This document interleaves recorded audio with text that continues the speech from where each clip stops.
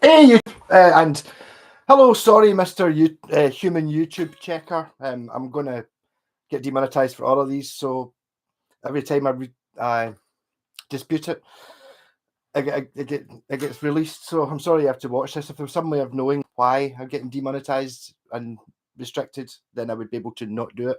But I'm obviously not doing it because every time I get okayed. So anyway, cheers.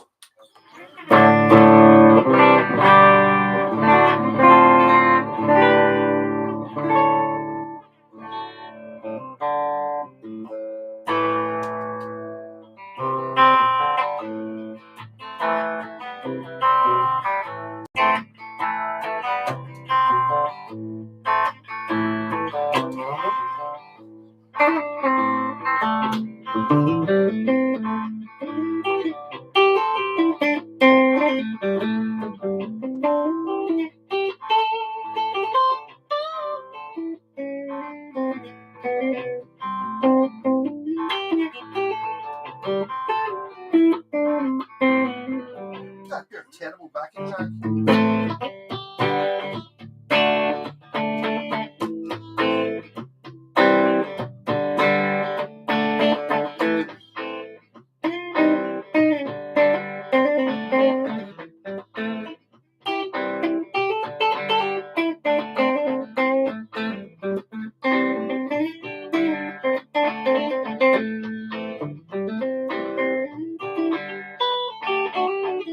Hey, Cat Deal on your favourite guitar as well. Colours up here. Done.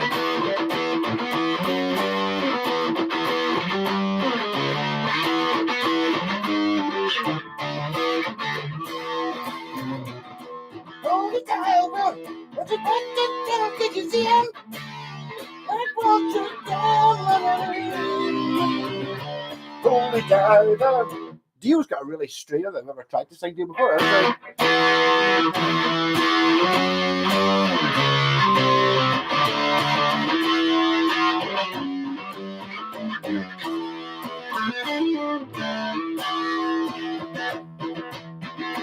Sing me a song, you're a singer.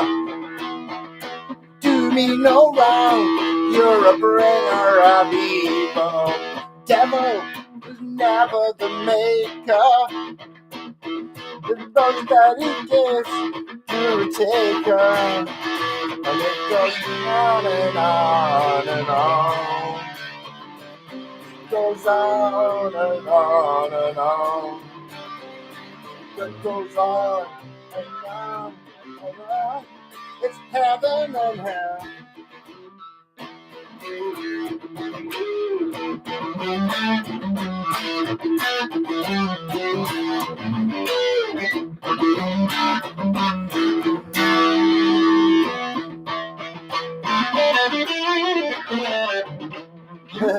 Hey, I never showed off the Polski kebab, didn't I? I think I took a photo of it. I'm sure I showed it to Wayne, who was picking this guitar up for.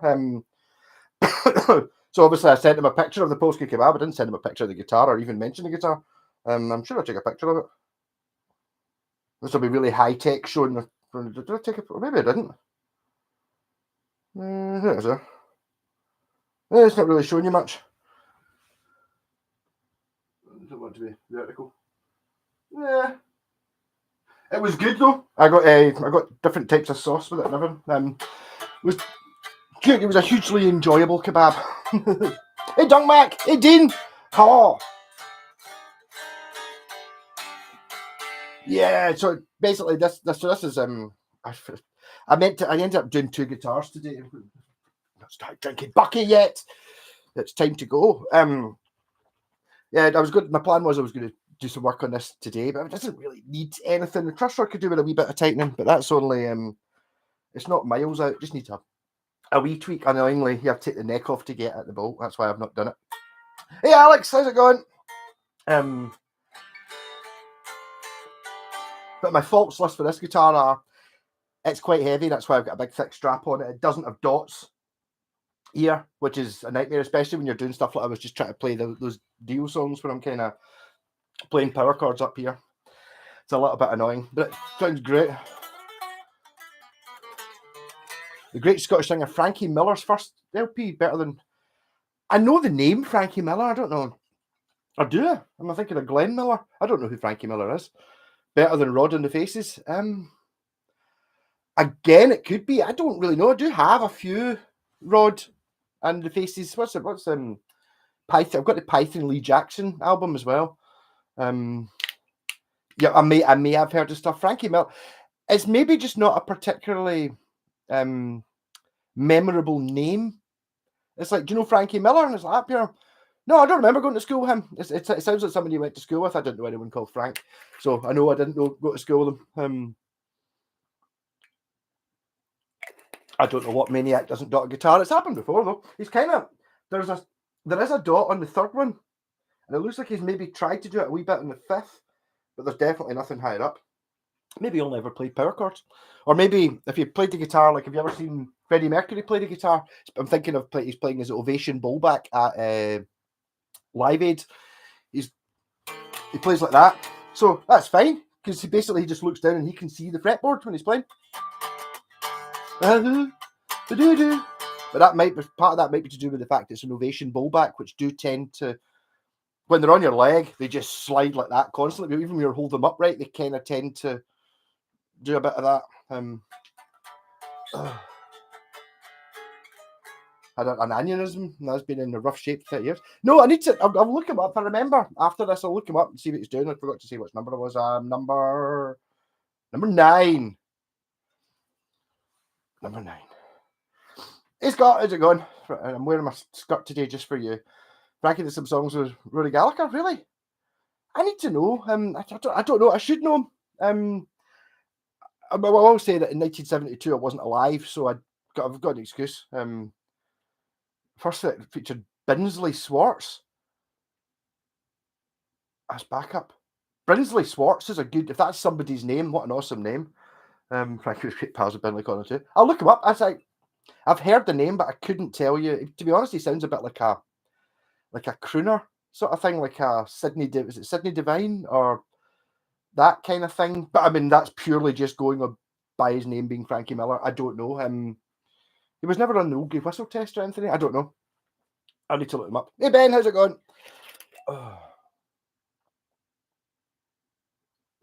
You love the guitar, Freddie Prinze. Oh, really? The Ovation? No, I'm not a fan of them. I think starting off with, I'm not sure I really like the look of them anyway, but in actual fact, when you play the bowl, just in general, the bowlback idea, which is, I think it's something to do with like anti-feedbacky stuff, because I think Ovations were one of the first guitars ever to have like before the stage. So the reason the sound holes are up here, they're kind of in that ornate piece of wood. And I don't even think they've actually got a sound hole in the middle, do they? It's just the sound holes up here and like a piezo in it and stuff. And the fiberglass construction was kind of to make it not feedback. But I've never played a really good one. A 1977 Yamaha SG 700.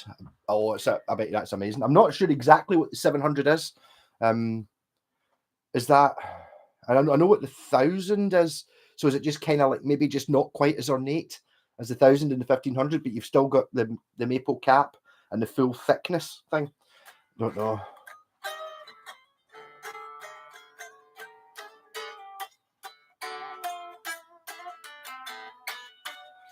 Frankie and Rory looked alike. Really?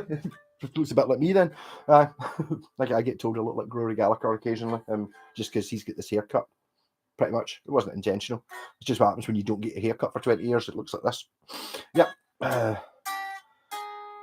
Was it not a strap? Maybe it did. No, but there's definitely a video of them. They're doing the hoo-hoo, the doo-doo. What's it? The only Queen song you can actually play.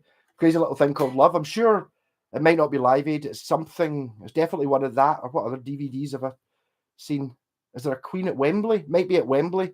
If there's a DVD of that, I might have seen that. But he's definitely got this kind of flicking the strings and, I mean, yeah, a very camp way of strumming that acoustic. But I mean, it's all right. Telly, possibly. I think you might be right. Actually, there's definitely one that he plays. Definitely, there is him playing. He's got a funny fucking picture playing the telly. He's got a sort of, do you not strum up the way or something? It's quite weird. Could be that. Oh yeah, sorry, happy birthday. I did play a Dio song, but happy birthday. That'd be 21 again. Yeah, good. Mm. Hey, Mr. Whitesnake, bowback and sound holes. It's like, whoa, bowback, sound holes, and special tarp. Yeah, all there. Basically, the 1000 with different pickups and chrome instead of gold hardware. Could be, yes. I've not, again, and I said this before about the Yamaha SGs, I never really had one because they were never cheap. Like the Washburn Wings were, not anymore, but they used to be that you could get. Everyone always knew that Yamaha SGs were amazing. And obviously, they sold a lot of they're very famously, I think they invented the word Les Paul killer for the Yamaha SG because, especially if you're looking at the late 70s when they came out, it was just, there was no argument at all for it not being miles better than a Gibson Les Paul of that era. I think you could there will be people that will argue that the 58 ones may be a bit better, but not the 70s ones. Yamaha's much better.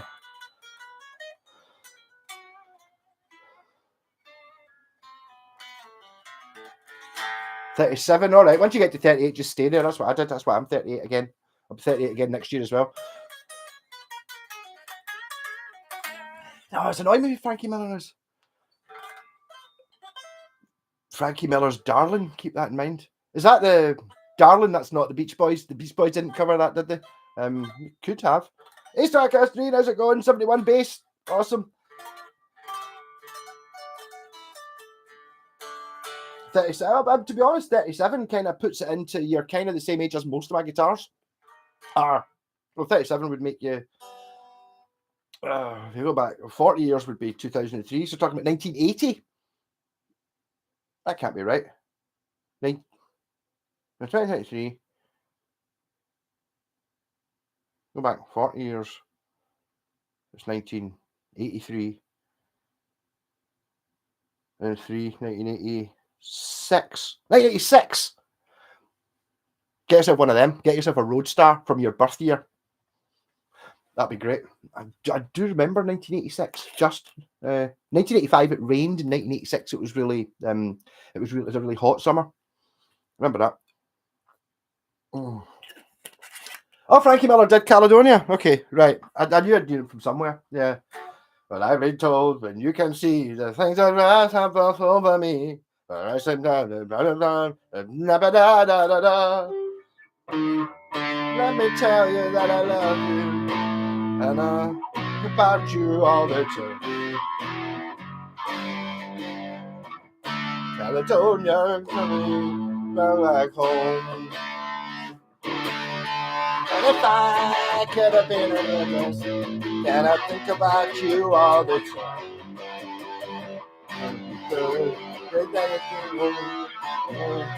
Yeah, I'll get that one. I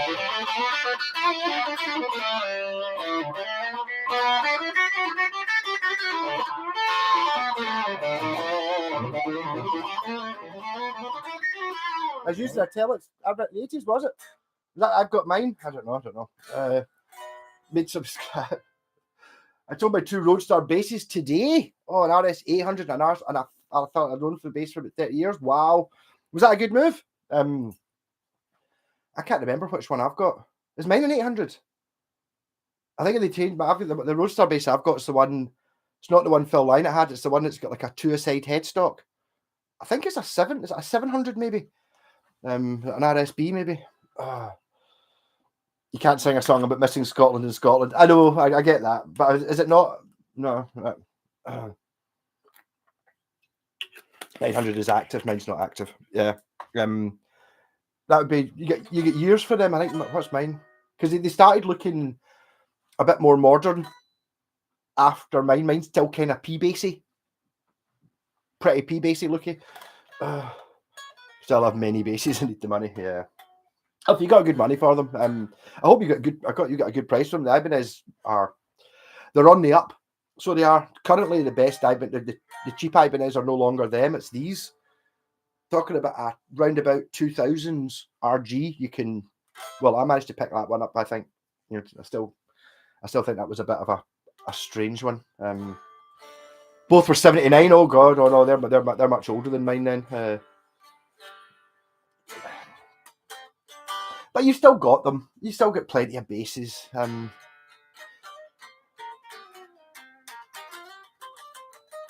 I would totally hope that you spent more. You got more for them than I would be willing to spend on a guitar. Kind of twice. I would be looking at, hoping they were the high, getting towards a grand type amounts. I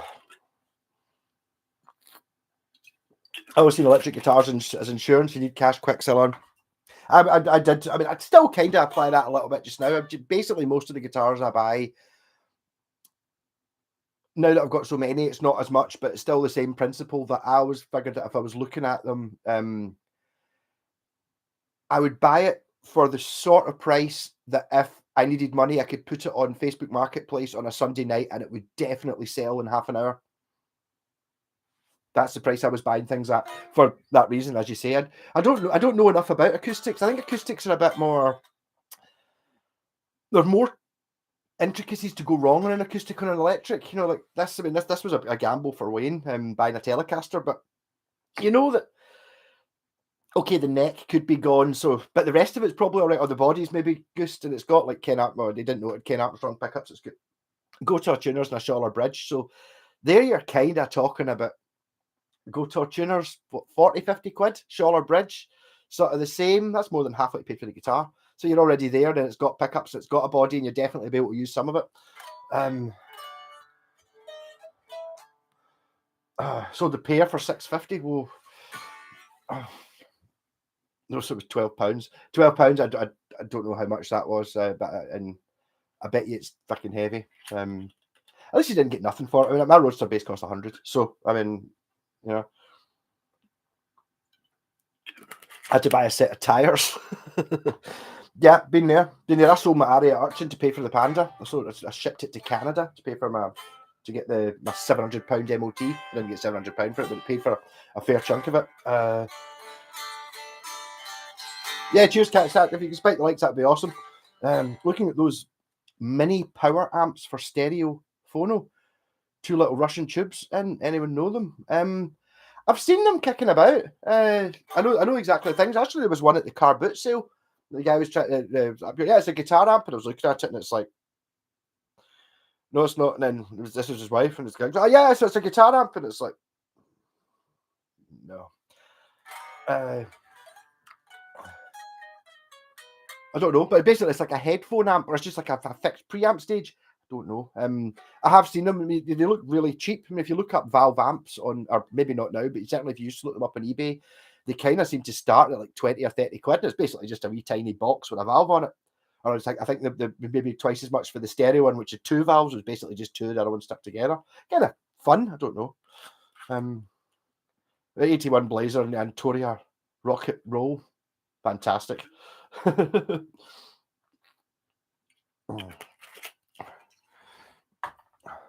There are more pandas in Edinburgh Zoo than Scottish Conservatives. That wouldn't surprise me. Are there any pandas in Edinburgh Zoo? I don't know. I've not even been to Edinburgh Zoo since I'm going to probably say the 80s.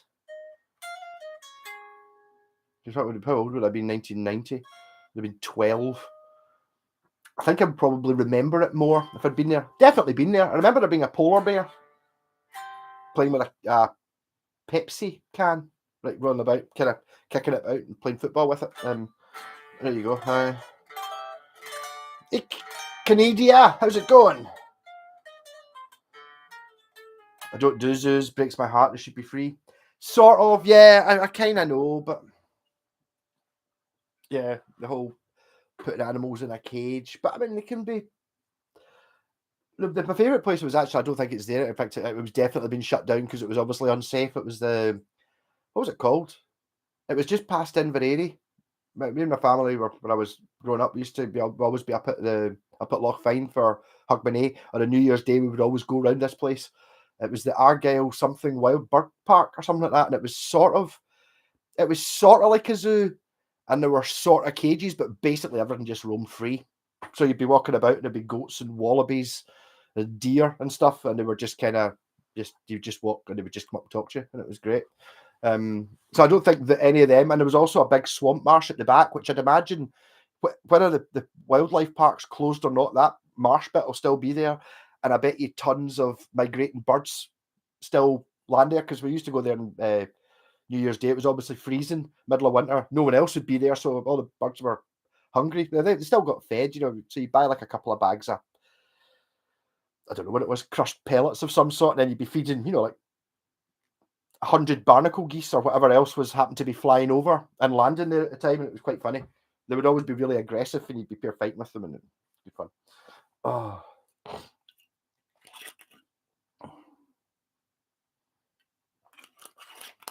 Got Wilkinson mini oval tuna, £7 at AliExpress. Hope they're legit. 19-1 ratio. I don't know about the Wilkinson ones. I remember looking up Wilkinson pickups before and realizing if you looked on AliExpress and stuff, you could get Wilkinson pickups for like half the price of Wilkinson pickups. And you just wondered if there are actually that, or they just wrote it on it. You know, the Chinese have got like it's not like a case of they just don't. They've got a funny thing on copyright where it kind of doesn't exist. So basically, I think there's an analogy with a wheelbarrow. So you built a wheelbarrow.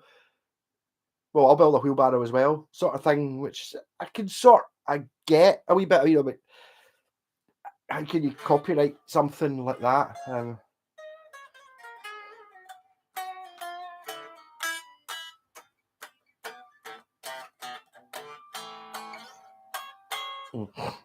But sorry, I was thinking of surviving the wild. I suppose that's the thing. That's because of bastards as well, though. It kind of depends what's in the wild, I suppose. I suppose how happy a life do you have, really? Because I mean, there is a point of, okay, if they're in a room this size and something, they're fucked. But I mean, if your life's shit, I remember watching a thing with David Attenborough. Is that up? Your life is tough, and it's like basically all the animals that you see and stuff like that are either on the edge of starvation most of the time.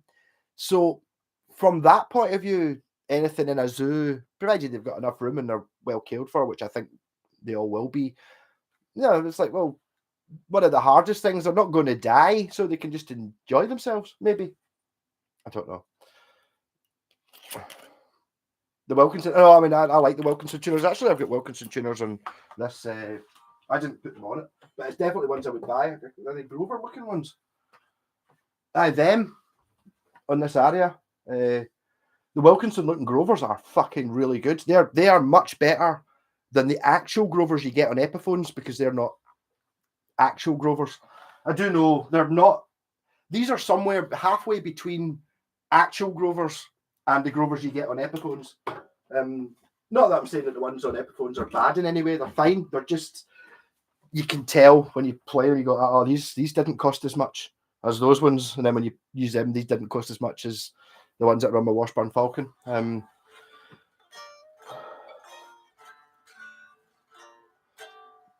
Zodiac, you're right. I just remember going to a zoo and the tiger just looked depressed on its own. Yeah, maybe. I don't know. It's like something like that. And it's just that whole, where does humans have the right? I mean, maybe it's a Christian thing. I'm pretty sure the Bible says that. It's like, yes, you could do what you want with all the animals, for you are in my image, or whatever stuff it is. I'm not going to go on about religion because that'll get me banned anyway. But I'm sure it says something like that, and it's like pure. They don't have any more right. I don't think.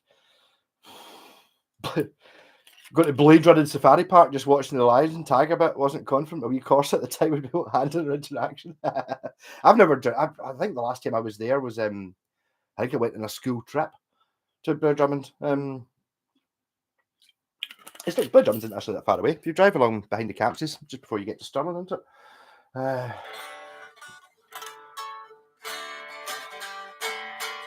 That's a difference with like, see if I try to drive through that with like on my Land Rover, they would well have the monkeys, and that would well have stolen bits. Especially the thing, there was bits above the door. You could stick your finger. There was like a rubber seal, but you could just poke your finger through the rubber seal and reach outside. It's like, so they would basically have stolen half the bits off my Land Rover. They'd be like, up here, my God, this is wobbly. Ha, wind mirror. Whoa, look, windscreen wipers, bang. They would all have been gone. Hey, Tom, how's it going? Wilkinson's Grovers are good. I don't know how much. I didn't buy them. They were already fitted to that guitar, but I mean, I would rate them as, I'm assuming they're going to be like about 20 bucks, something like that. Yeah, I think real Grovers are about 60 something, maybe, because that's whenever you're looking up. I remember doing this myself. I can't remember which Epiphone it was buying. looking at it, going happy, oh, and you do. But basically, what happens with this, you know, you look at it, you go, oh, not really sure what kind of about the guitar, blah blah blah. And you think, well, it's got the Schaller bridge, you know, so it's like 50 quid, and it's got the Gotoh, even branded Gotoh tuners. These are actually the same tuners, I believe, that are on this. Is it this one that's got them?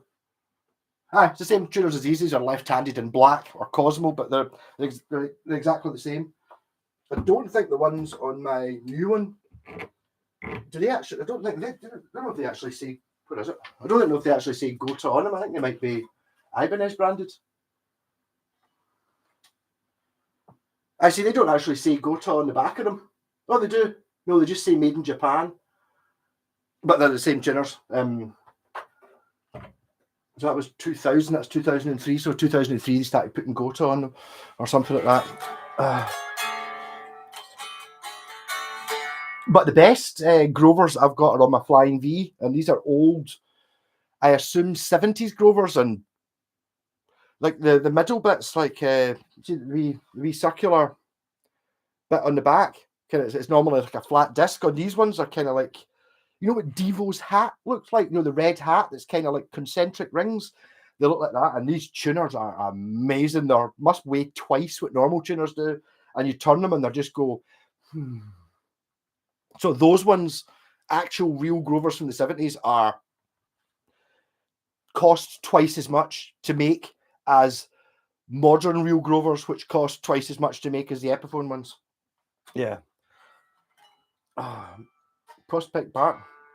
That's a great zoo. Poor Jaguar. But I don't know. It's like zoos is one of those subjects where it's like I'm not happy about it, but I don't know, because I suppose it's good to get kids into animals. That could be a really badly misquoted thing, saying that it's good to get kids into animals. But I mean, I'd certainly I grew up that way, being into animals. But, you know, just, I don't know why. I don't know. Mum and Dad particularly, but for some reason it was always like pure. I could basically tell you all the things that you're going to see in Scotland, all the birds and all the things you see in the sea. Kind of know what they all are by proper name. My wee brother Andrew's gone a bit further than that. He could probably give you the Latin names. I'm not that way inclined, but you know, it's just like, you know, oyster catchers and curlews and freaking basket sharks and butterfish and limpets. And I know all these things are, and it's a great thing to be into. Definitely. But a late 70s Ari acoustic. That's the only acoustic guitar. Great quality. I bet you it's good. Jen actually bought an Aria, a really old one. It's a nylon string thing for a £5 in a charity shop. I mean, this thing's fucked, but I mean, looks nice.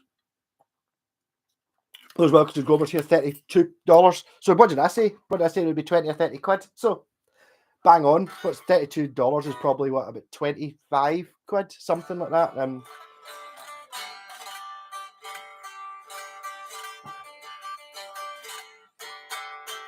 Aria is a weird one because I don't think Aria ever stopped making guitars. They're always just they went through a stage where they were Aria, and then they brought out Aria Pro 2, which were most of the ones I've got, the Aria Pro, but that's more a time thing. And then they definitely continued making both of them. I think you can still buy Aria Pro 2s. That's a slightly more expensive version of just Arias. Not sure.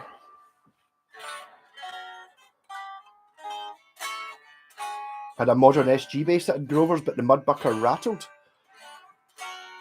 That the Gibson, proper Gibson. I was really actually a bit disappointed when they came out, because I always wanted an EBO, because I thought they looked. Obviously, I'd never played one, because if you'd ever played one, you would know you don't really want an EBO. Sorry, but and I was always, I love my SG guitar. I mean, we're talking, things go slower when you're 18 or 19. So I remember always wanting an EBO, and I've never seen Jack Bruce playing one, and the Jim Lee and Slade playing one, and watching the videos. Oh, you get an SG bass. I didn't know it was called an EBO. And they didn't exist. You couldn't get, the only ones you could find. Gibson at the time did make one, but it was a funny one. It had like active pickups and a really strange shaped pickguard. And then the Epiphone one came out, and I pre-ordered that, and I got the 8th one ever made. The serial number was 980000000008. And I pre-ordered that, and I put my Aria bass and as a deposit on it, and didn't have a bass for a month and borrowed basses off my friends for the band I was in.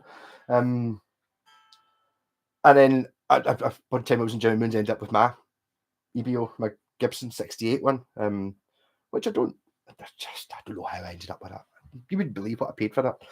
I was in getting my Schecter bass. I was going in to get it refretted.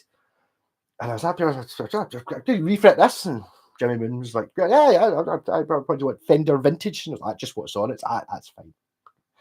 But that was that an EPO there? He was like, up here. Yeah. I was like, right, interested? I was like, up here. I don't think I can afford it, but I was like, that's not expensive. I was like, up here, I was up here, 200 quid. What? Really? I was like, up here, fuck, where would I find tuners? And okay, I just need to buy tuners and a pickup and all that. Is that no? They're in the bag, in the bridge. Like, what? So I was like, up with the bass that I was in to get refretted. Right, see this bass, right? I'm just going to take this and I'll bring it back next month, and I'll take this EBO, or I'll put money down on it. So that's how I got it. I think that was 120 quid for a refret, which shows you it was 20 years ago. So there you go. But I had that, so I had a real EBO, and then when the new Gibson SG bass came out, I was like, oh, they've actually brought it out, because they didn't make one for years and years. I think they stopped making them in the early 70s and never made them up until 2010 or whatever it was they came out. And I went in and tried the one in the shop. It was 900 quid and it was nothing. It was not like the 68 one. It was nothing like it. And I think that's maybe where the Gibson thing comes in. I've never played like an old 50s or 60s Gibson, like Les Paul or SG or anything like that, but I have played EBO, and it's really good. It's as good as the Japanese guitars, whereas all the other ones I've played basically aren't. But I mean, I'm sorry. Washburn Maverick would get me about 100, but if I had a bit party with the Grover tuners and pickups, it would get double. Washburn Maverick. Yes, I know, but it's like, Kit Kats, I've been there myself. It's like how I don't like to kill a guitar. I don't want, it's like, I don't ever want to put a healthy dog down sort of thing. It's like I'm well aware that a lot of the guitars I sell are worth more money. You could basically buy it, strip it down, and get more money for it. As it comes down to, even especially if you're looking at something like a Japanese Strat, that Japanese Strat I've got, whatever it is, like a Fender, that neck's probably worth 300 quid, 250, for just the neck.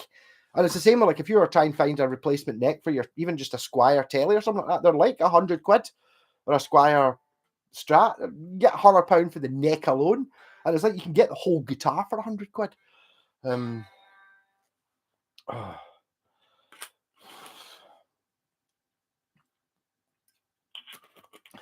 I love animals. They taste good. Some of them do, Mr. Whitesnake.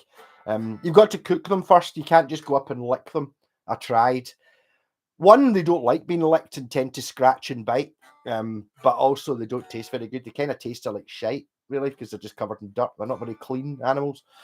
Yeah, Mr. White, come up to Scott. We'll go on a haggis hunt. We thought all you do is you just look for the rings going around the hills, because haggis have got two legs on one side, one on the other. So therefore they always run in circles. Yeah. Yeah, Tom, Bernie Marsden did die. It's a bit shit. I know he did sell his famous Les Paul, which I think, was it someone said it used to be it was Paul Kossoff's one or something. It was called the Bear because it had it's like a bit that looked like a bear scratch, like in the grain of it. I've never actually saw Bernie Marsden live, but he's just one of those folk. You just know he was really nice. You could tell whenever you see him in interviews, he's always so. He did a video with Lee Anderson a few years ago. I thought it was quite recently, but actually it popped up on my feed earlier on today. I think it was like 4 years ago or 8 years ago he did it, and he was just like, he seemed like a lovely guy. Not the most rock star looking guy, a bit sort of fat and smiley. Not, but you can see why, obviously David Coverdale started his Whitesnake 1987. He got the thin guys with the shoulder pads and the big perms and all that, and Bernie Marsden was a guitarist, not a show-off Ponce. Oh, Mr. White, I've not watched your Sun Mustang video. I saw it earlier on, but I've been running about all day like an idiot. Yes, I'll look it up and see how you get on, because that could be a match for my wee red bass, because it's an Indian. No, it's not a song. But I need to have a wee bit more look into, because you get encores that are the same as the original Sun Mustangs, And you will know, I didn't look at it, but you'll know if it was an Indian one, as in it's not shite, then it's an Indian one. It's got like a Stratis type headstock. The later on Sun Mustangs are atrocious. It's like one of those, it's a bizarre company, the Sun Mustang, because the first ones, the Indian ones, they're really, really good, but the neck is thin here. So the string spacing, it's the same at the neck. It's still 25.5-inch scale, still got the same nut, but the bridge, instead of being like 54 mil, is like 48 mil. So the whole, it seems dead thin this way when you get to this point of the neck, which means that you can't use that neck for anything else, even though the neck's amazing. You can't put it on a normal strap. You can't use the body because the pocket's smaller. The pickups are wider that way and thinner that way. So you basically, they're really annoying to work with. But I mean, I do really rate them. And there are Encores, which I think are the same factory, same guitars for a couple of years until they found somewhere cheaper.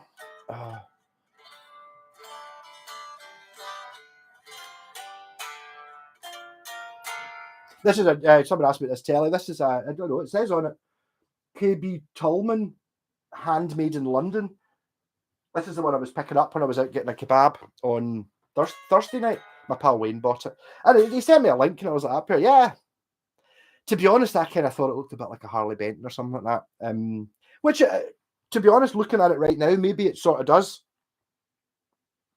Not when you see it in person. It's all nitro finished and all that. I mean, apart from the fact it's fucking heavy, but it's not that bad. I put a big strap on it, but that's like a 2-piece bookmark match piece of wood. And the bit I kept talking about in the video is like, see how this bit here, see the block of the wood, you'd expect that to be 2/3 the size, and you expect the heel on the neck to come down to there, sort of thing, and it doesn't, which makes I think this is handmade. I mean, I don't know if you're not going to see the look at it. Look, you see if you get a bit, look at the flaming in the neck. It's like a Schecter. It's actually very like a Schecter. I wondered if it was one, but when you look at it, the angles aren't quite right. It's not quite Telecaster shape, whereas if it's a Schecter from this era, it would be. The perm is popular with the teens here, the hip hop nation, innit? I get my hair curled. I've had a few Encore Indian guitars and a Sun Mustang. One of the P-bass necks I have is massive. Right, I've never played. I suppose there must have been P-basses. Well, in saying that, the neck on the wee red bass is, that one is big, but it works really well because it's short scale and really small. Somehow it makes it great.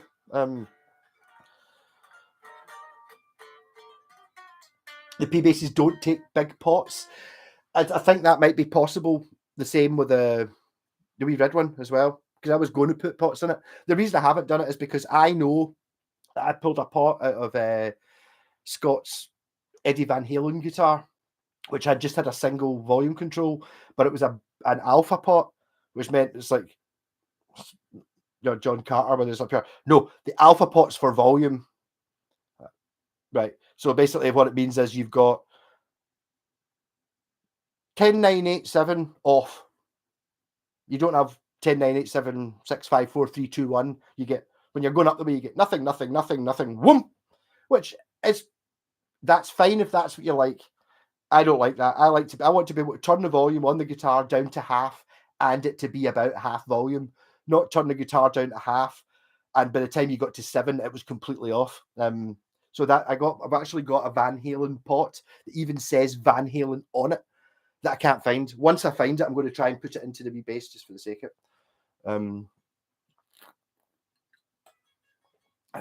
I replaced the mini pots with Burns large pots in my P-bass copy, much better. The Jack also made a big improvement.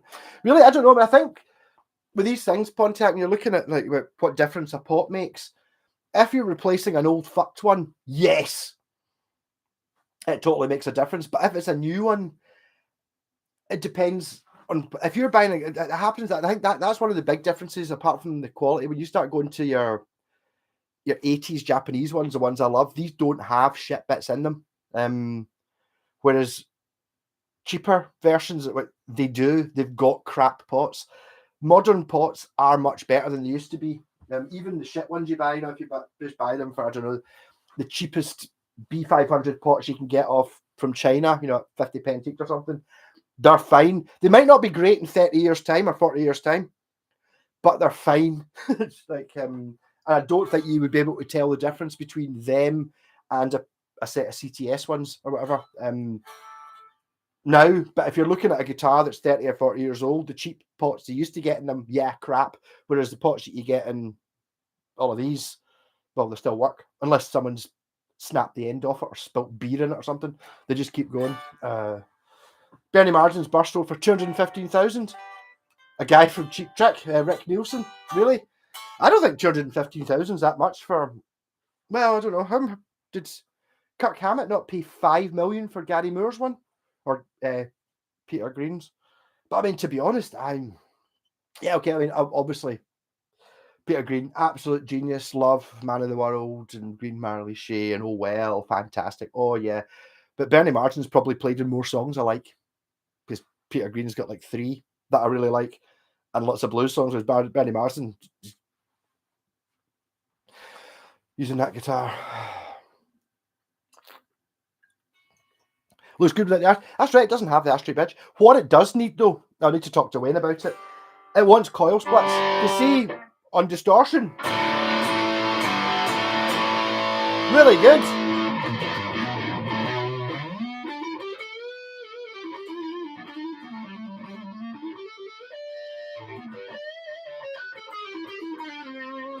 It's fucking great, but on the single,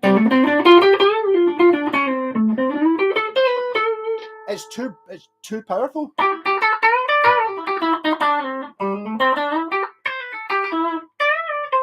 So you don't get any jangle. It's just pure it's like someone, instead of just like someone going la, someone just going just pushing in the face. So I think I want this to have coil splits in it, to tame it down. But that's it. But it comes down with the whole idea of, you want hot pickups? Got to have hot pickups. Just buy my Squire Stratocaster, put hot pickups in it. Hot pickups, and it's like, you don't want hot pickups. You want vintage pickups. Hot's not good. Not for Strat sounds. I mean, the pickups in that are like my favourite single coils I've really come across, and they're 3.9K when you measure them. Like, they're ultimate not hot, but they're so pring, ka-ching, and they're so unbelievably Stratty sounding. They're amazing. They probably don't sound as good when you've got it through gain, but that's why it's got a humbucker and a bridge if you want to use gain. Spoiler, Sun Mustang swimming pool route looks Indian to me. I think they probably do have a swimming pool route. Well, actually, that's got a swimming pool route in it. And I see the one it's based on. You know this, Mr. White, because you've got 1 or 2 or 3 or however many you've got, bastard. Alan Holdsworth designed it. Because obviously you get the AH10, is it? And it basically looks exactly the same as that, apart from it's got an aluminium grade bridge and his own special pickup in it. But apart from that, it's pretty much, I think it's got an ebony fingerboard instead of rosewood. But it's the same guitar, and it's got a tone chamber. So his has only got a single humbucker, but this is all routed out for tone, Mr. White, and I know you like your tone. So, yeah, so that's fine. The Ibanez RS so it had rubber covers on the pots. Wow, I've never.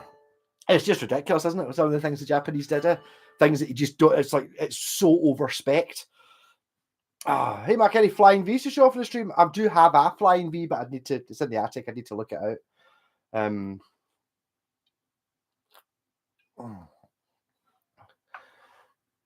Peter Green one had a headstock break. Well, yeah. I don't know. I think it's handmade. It says on it handmade in London on the headstock, but I mean it's a handmade one. But they did a fucking good job on it and spent a lot of time. No, Django's all what it's all about. You got to have the jangle and the clean sound. It just doesn't do it. To be honest, the pickups were really recessed in. They were really low down, and I've raised them up. I think that might have been the thing. It just doesn't like being clean. You can hear it. It's just so up here. Even try and play some soft stuff. It just that's not the sound you want, or that sound I want. A wee bit better with the 2 pickups on. Turn the volume down.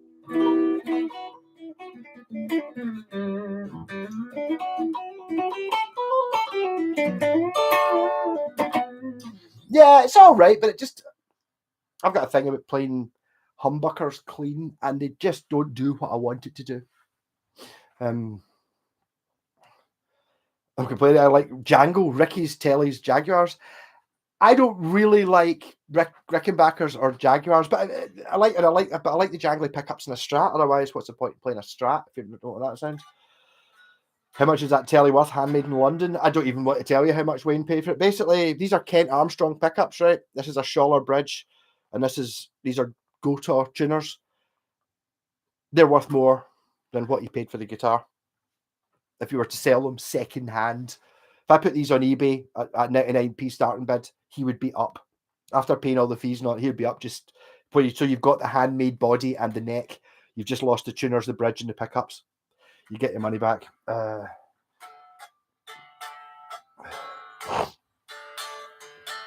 telly has to jangle and quack. It doesn't have to, but I mean, yes, I think so. I like it. I mean, it's part of it. Django should be left in the 60s like Ricketts.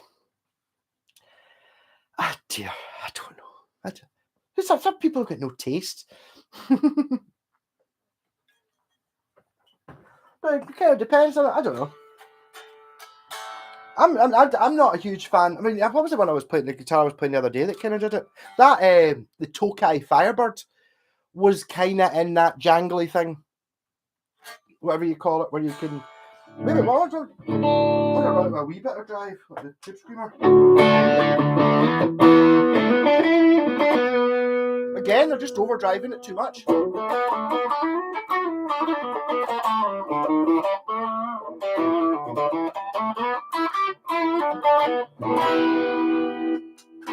See, I think it might be something to do with the fact that I always play through a tube amp or a valve amp, so they're very sensitive to high output.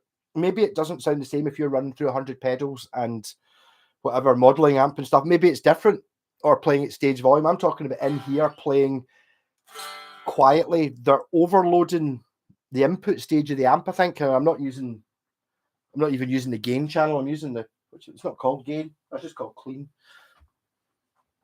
Clean and dirty are the two channels. I've not even used that.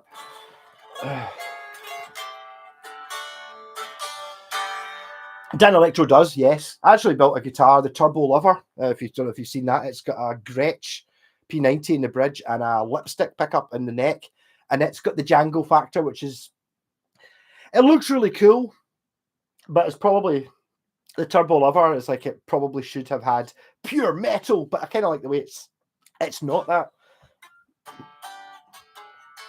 Actually, what's working quite well is you've almost got see the way the flame is in the back of this. You could just remember that you're not really. You can sort of see a wee bit. It's like the big chunks. You can almost, if this was your guitar, you could just learn where you don't need fret markings. You just know. All right, cool. There we go. That is the 10th. Yeah, you know the ones with the big super flame you can see from miles away as pointing to some frets, just not necessarily the right ones. Bring back Ricketts, yeah, totally. All these people with straight legs, you don't see people with the proper bendy legs. You always see them in old films.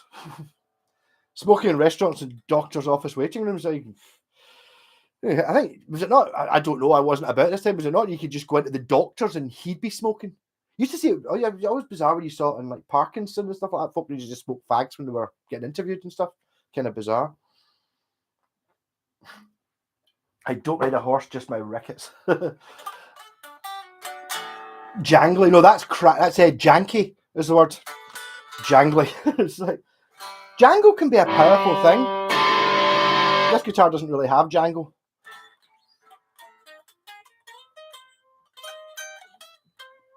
Favorite neck is a Guild acoustic. Don't really know that much about Guild. I'm not really into acoustics. Guild electrics are, but I don't think it necessarily mean. I wonder if they're even made in the same factory. Oh, and I don't know if nowadays are they not are Guild not made by Fender. So basically, you're just buying a Fender that's Guild shaped. Same as like if you buy a Jackson. My doctor in Glasgow has a kid smoked and was into guns. Well, there you go. Been into guns in Glasgow. Well, maybe you can get guns here if you really want them. I've never seen them and I don't no interest in it at all. I'm going to put this guitar down because I'm now getting drunk and sweaty. The nitro's starting to get sticky because I'm sweating on it. There's a wee bit of stickiness there. Wayne, you might have to do some polishing on this. I'll swap this for my RG, which I have actually didn't wait that long. Oh God, that's heavy. It's a heavy thing. This weighs half as much. But I put strings on it, even though the strings on it weren't that terrible, and I polished the frets up. I just haven't done the. See, this has got jangle. Hold on, I'll show you. Obviously, I've wired it differently, but that jangle.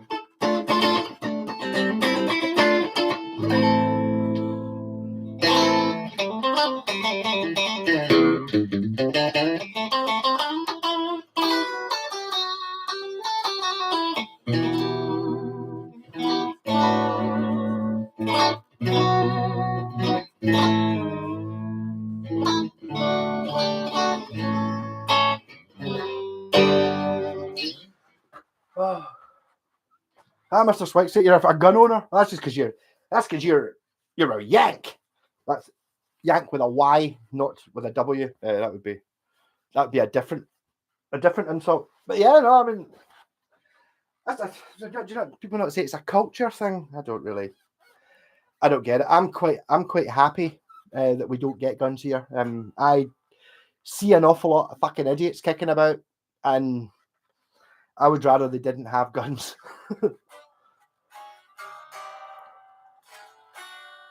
Talk about late 70s guilds, that might be different. £1,500, not that Starfire shit. G had a 1966 sold it a week later, right? Is Starfire by EKS? I don't know. A doc's in the 70s and he tapped a fag off you. Well, there you go. I own air guns. Had to do a mercy killing for a neighbour the other day. Dove had disease and he thought my cat had ripped all the feathers out. Crazy woman, yeah. I did have an air rifle when I was a kid, but I think everyone did. The thing that was different was I used to spend my weekends up in Lochfine, where basically I'd be up the hills, miles away from anyone, shooting cans off walls with an air rifle. But it's like other folk just like, well, what did you do the weekend? I was just kicking about, and we're walking about with air rifles just on the streets here. And you're like, I don't know about that.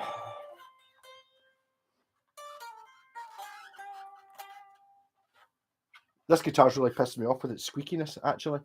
The strap, even though it's a leatherback strap, it's squeaking on the paint. I had a 22 break barrel air rifle to change the rules and couldn't own one. It's like the mental hinter. Well, I don't know. I think there's probably one still in the chalet. The Webley I had. It wasn't particularly powerful, but they're good fun. I just don't know guilds. I know guild do the slightly odd looking SG. What's the one that's kind of, it's sort of like an SG and a Thunderbird combined? It looks kind of mental. They came back, and when I started playing the guitar, they were kind of, I think they'd reissued them. Obviously, I'd imagine they'd been bought by, I don't know, Fender or something, so they were made in, the Far East. I remember them kicking about and being like Pierre Nielsen on the train to buy an air gun as a kid. Yeah, the Soundgarden one, it was a green one. I remember this is, when was that? This is before I played the guitar. I knew that.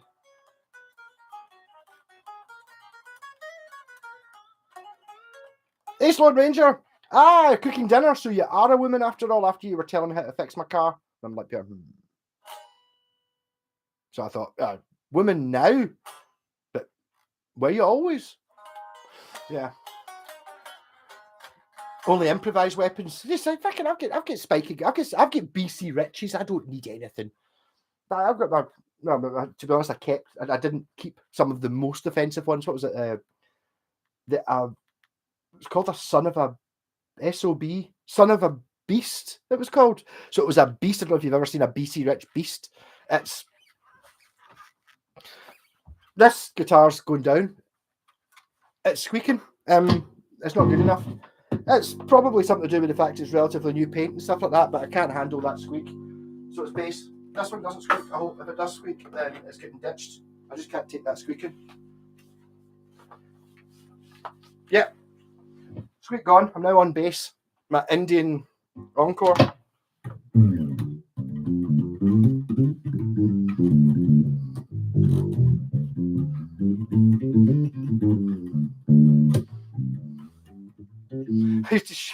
Used to shoot each other with 177. 177. I remember I had a gat gun. Was it what? Is 177?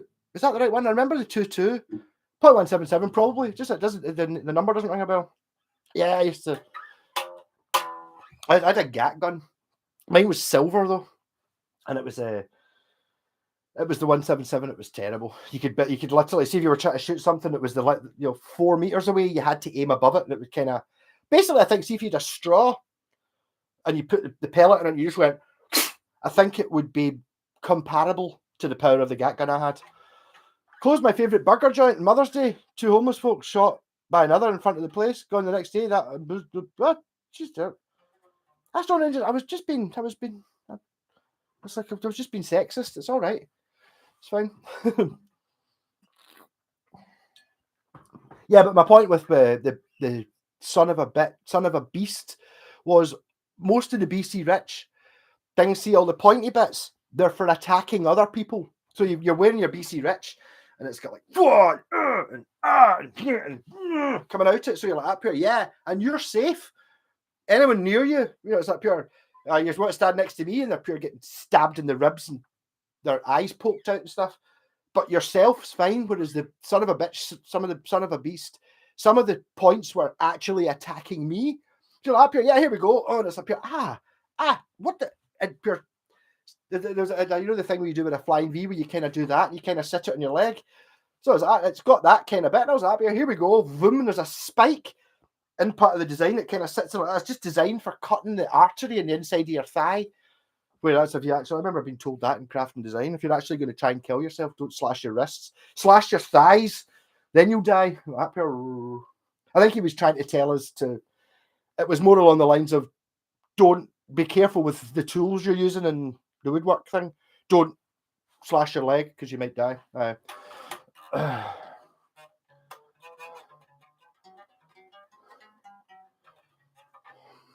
Guild S series, late 70s, odd kind of shape. I don't know. Again, it comes down to there's some guitars I really just don't look at because they're so expensive. Like, see PRSs, for example. I could probably point out, if you gave me the current lineup of PRS, I could tell you which one was the Silver Sky, right? Because it looks like a Strat. The Custom 24, I know what that looks like because my pal has one. The McCarty's kind of the Les Pauly looking one. Okay, I'm not doing too badly. And what's the other one I know? And the Santana, which is kind of like a Les Paul double cut junior. I kind of know what they look like, but I don't know anything about them because it's like you look at. I get it. But it's like if you're buying guitar magazines, which I don't think anyone has for years.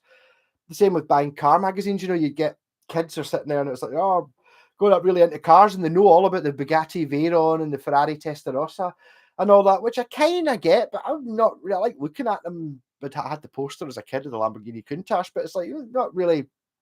It's not achievable, really. I'm not something I'm really, even if I did have the money to buy a house instead, sort of thing.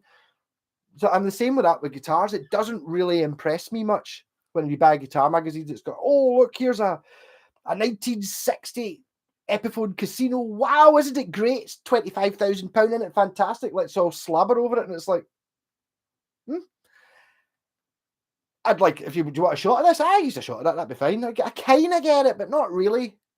Not really. It's a pure, it's a 1986 Ibanez Roadster. Is it? Oh, that's much more interesting to me.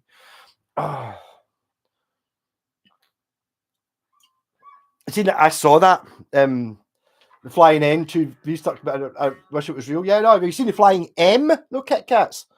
Where it's basically, you know what? I was actually looking at it. I've kind of almost decided to finish building it. I built it before. I remember reading about Maverick guitars. I remember them. Yeah. No, I have seen. Hold on. See, you did actually ask about a flying V. I don't think it's good.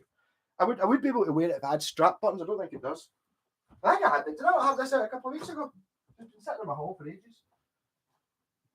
Jesus fucking monkey fucking. Oh. Right, so there's the flying M. Oh, there we go. Is it that way? No, it's there. It sits. Yeah, so I've decided what I think I might do with this is I might put a baritone. I was going to that. This is kind of why I bought the wee red bass. I thought, oh, I could put a baritone guitar on here, but I have heard you can sort of do a baritone thing by putting thicker strings on it.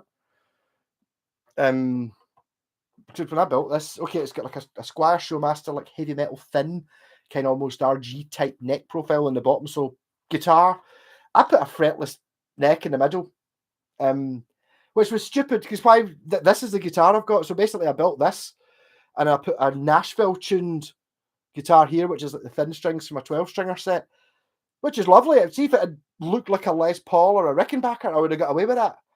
And the same with the fretless bass, but no, I made it the Vertigo record label Flying V. I just made that. It was like a wee bit like a stormtrooper, didn't it, or something? It glows in the dark as well, which is ridiculous. It's diabolical. It totally is. It's completely stupid. I don't even know. I mean, will it actually? Can I? I don't know if it's going to work. Will it work? Let's try. Not really. Oh, I think it's going to be dark enough. Oh, there you go. Look. Oh no, maybe not. It does. It glows in the dark if you can hold it up right enough. Yeah. So it's one of those things that actually, to be totally honest, I went through a doing weights stage for about 3 years. I did weights, and it was basically so I could play this thing. Pure ridiculous. Does look a bit like a Klingon warbird. Put a 12-string neck on it, yeah, but again, I've thought about this, right? But the thing is, like, this is the guitar. It looks like this. It's a fucking 3-neck flying M. 12 strings, not very metal. Neither was fretless bass or Nashville tuning. I even had it. I even wired it up. I was going to put an acoustic neck on it. Well, I was basically just going to tune it acoustic, put acoustic strings, I've even drawn round and I've got like a wee bit cut out to take the piezo control panel, but I made a double neck telly instead because I figured a double neck telly, acoustic and electric, that sounds fine. What do you want acoustic on this? You just want metal, bass metal, and another type of metal. So I'm thinking kind of like see if you just take like a 7-string set and don't use the high E string, you would get it sort of in a B tuning, which would give you the big open chords that are different from the big open chords in this. Could be fun.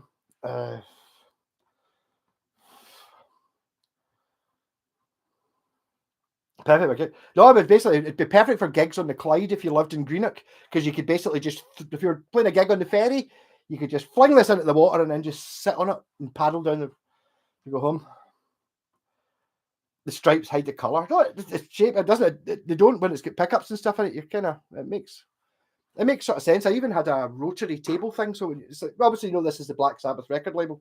You can see Manowar playing that. Really, I was actually watching a Manowar video. I forgot. Do you know Michelangelo Batio joined Manowar? We had to play that. Yeah, the problem is it's really fucking heavy. But I mean, see, to be honest, a lot of to do with the heaviness is the balance issue.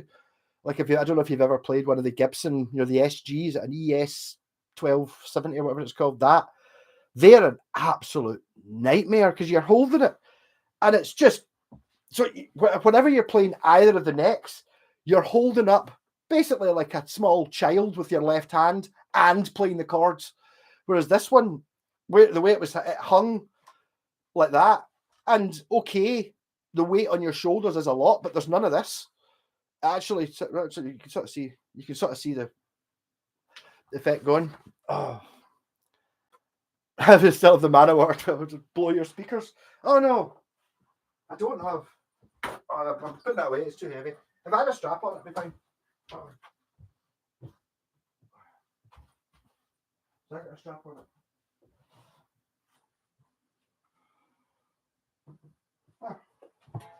as I was talking about there, they're sitting there. That's what I'm using. This is the one that I put the acoustic neck in instead, because I just built it out the old bedroom door. Yeah, so we've got a with strings on it at that ancient, but it kind of hangs all right. Not that heavy. I remember buying the 12-inch single for All Men Play on 10 in Record Fair, which is my favourite record shop in Glasgow. I haven't been in for years, but used to go in there instead of going to uni. And it was up here when I bought it. The guy behind the counter was up here. Because All Men Play on 10. All men play on 10. Ba-ba! Never gonna turn down again. Ba-ba! Oh, a lot of fun. Don't know Black Sabbath's label graphics. It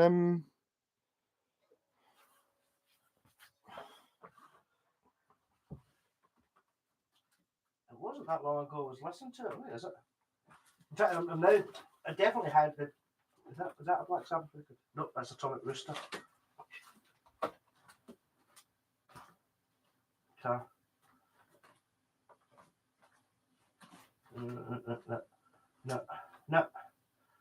No. Sabbath Bloody Sabbath, no. Sabbath Bloody Sabbath again, no. What's that? Paranoid. Yeah. Black Sabbath pack. This one doesn't have the full sleeve, but the label is that.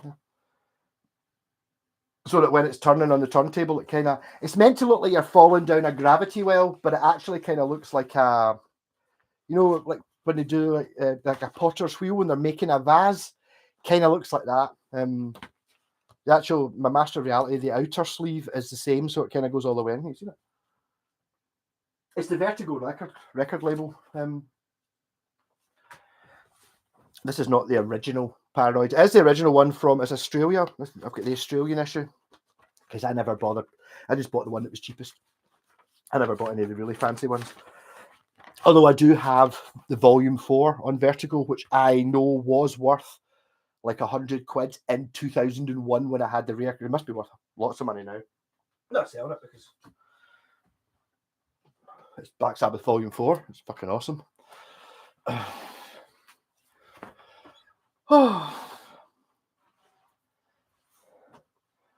Is that the UK records? Well, that's an Australian one, but yeah, Vertigo records are here. I don't know what you got in America. I do know that you get an awful lot of extra songs because Americans, the record label, there was something to do with you got paid per song on your album. So, like Master of Reality, for example, and the first album, and Paranoid as well. It's like there's like 6 songs on the record, but on the American one, there's like 10 because instead of having Children of the Grave just being Children of the Grave, it's Children of the Grave, then it's Ghost Walk, and then it's the what's the one we always play, Into the Void. It starts off with the one that goes C sharp.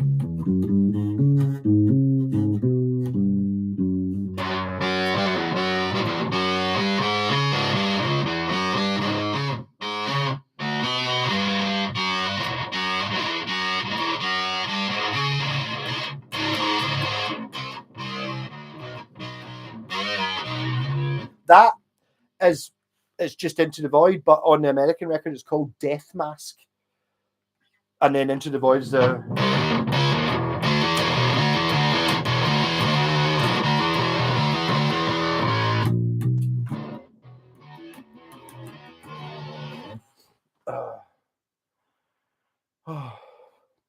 Some of the most valuable vintages from the thousands part because nobody was, apart from you and me, were buying them. Yes, we were. And I remember records they disappeared. And I remember I'm just old enough to remember a time when people didn't have a CD player, so they bought the record. When record was like the third choice, you had like CD, cassette, then record. So I mean, a lot of the albums I like didn't even come out in record. It was quite rare for things to come out. When I was first into Black Sabbath, they didn't release records. I've still not got Dehumanizer or Forbidden or Cross Purposes because they never really came out in vinyl. It was a bizarre thing. Even when you got to, I've got some that might be worth money. I've got like, when did I go and see Glastonbury? 2003. I went through a spate of buying. I've got like a couple of, I've got a couple of Electric Six albums and things of that ilk, which might be worth money now, and Stones albums and stuff. Yeah, it's true. Laguna Sunrise. Da da da da da da da. Supernaut.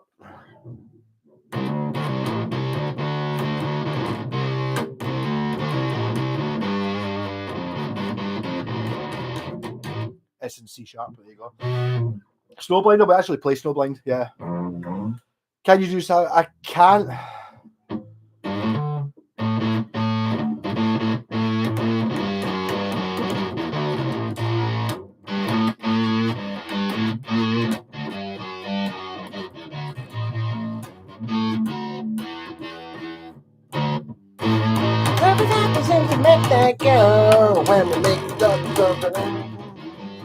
No, so I can't play Sabracadabra. Sorry.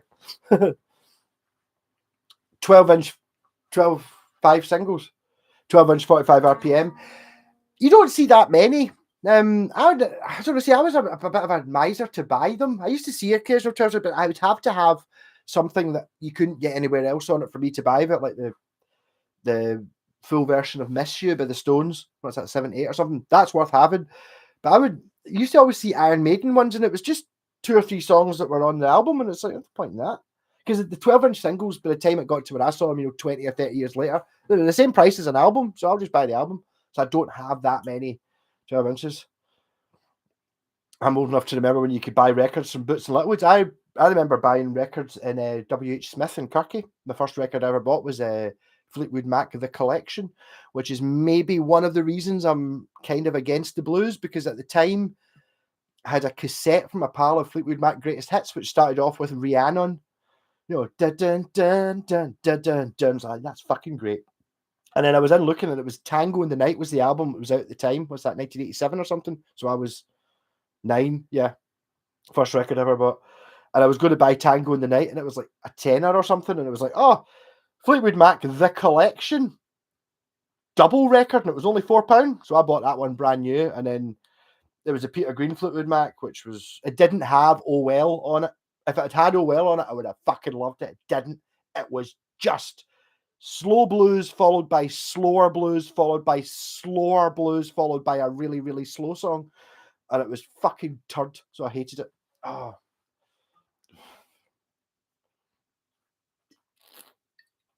I bought the Fools. I don't know what the Fools is. Again, I didn't really into music that much. I didn't have a record player when Michael Jackson Bad came out, or I bought it. But I mean, I think, to be honest, that was the only record I bought, was that. And I remember Mum coming back from a jumbo sale one time when I got my first MIDI system when I was 14. Got you a couple of records from the jumbo sale, like that, all right. And it's like, of all the 2 records to get, it was Queen Greatest Hits 1 and the Flash Gordon soundtrack, and it was just like, why are all these people? I remember at the time people listened to current music. Like, oh, NXX Kiss, NXS. It's got a skateboard in the front cover. That one. Dun, dun, dun, dun, dun, dun, dun, dun, dun, that one. And it was like pure. It's like Flash Gordon. Look, Ming's Wedding with Flash Approaching just blew me up. It still does. I mean, I still wouldn't. I wouldn't even put them 2 on the same page. But it depends what you like. Dance Commander. Gonna be a dance commander. Give it a yes. I know. I saw. I actually bought that. The record after I saw them at Glastonbury, and none of my pals wanted to see them. They wanted to see someone else, so I went to see Electric Six on my own. I actually got a round of applause. We turned up. I think it was raining, and I just went round to the on my own. I was up here sitting there, and I managed to roll a joint, including burning the hash into it, like while standing there, but just at the back of the crowd. I was up here. And I looked around behind me, and there was folk, I was just at the edge of the crowd where their folk are sitting in deck chairs. There were folk, I just turned around and they were all up here. Like 3 folk clapping me because I'd managed to build a joint in the rain, standing up, including burn the hash. Enjoy your dinner, Miss Sloan. Find out a TX flashback delay in a Dunlop Wah. I have no clue. Well, there you go. The Wah's always going to be good.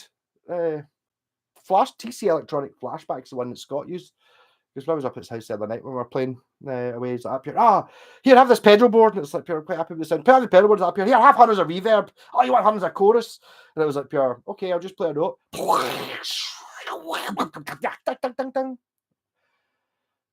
Right. That's great. Off, off, off, off, off. Hey, here we go. I can play a note and it goes dong. Love it. Mm.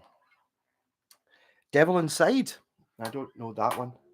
I was really disappointed. I remember buying the second. I think it's only the first one I've got on record. I bought their second album, which was Senor Smokey, which is fucking great. It's got bum bum bum bum bum bum ba-dum, bum bum ba-dum, bum. Ooh, it's fucking great. I used to listen to that in the car going up to Pitlochry. I absolutely loved that. And then I bought their, I think it's their next one called Switzerland, and it was rubbish. It was like, oh, this isn't this. That no, no, no. So I kind of went off them. I've not seen them for ages. Hash sod. I think we're now into the era of. You used to get decent hash, and then you got, what's it called, soap bar with bits of plastic in it. I'm sure Goldie looking so Chain used to sing about it. The Devil Inside Eye could be.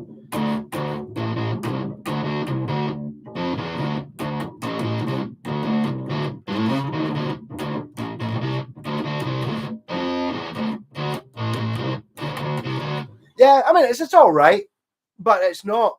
But you're talking to someone here who's like into rock and has, even though I didn't know what it was, I had Rainbow Greatest Hits. So I had Gates of Babylon, Long Live Rock and Roll. And then people are going, oh, listen to this. This is pure amazing. And it's Guns N' Roses. And it's like, I'm sorry. Still now, there's nothing Guns N' Roses that I've done that as good as The Best of Rainbow. Doesn't have Kill the King on it. Aye. Oh, here's a Guns N' Roses song that's as good as Kill the King. No. Does not compute. Can't happen. So I was kind of, even though at the time I thought it was Iron Maiden, I actually even bought an Iron Maiden tape and took it back because I didn't like it. I bought No Prayer for the Dying. I was like, what was that? The live double tape, and I didn't like it because I thought that the tape I had, it was a copy tape. I thought it was Iron Maiden. It wasn't. It was Rainbow. It wasn't until many years later.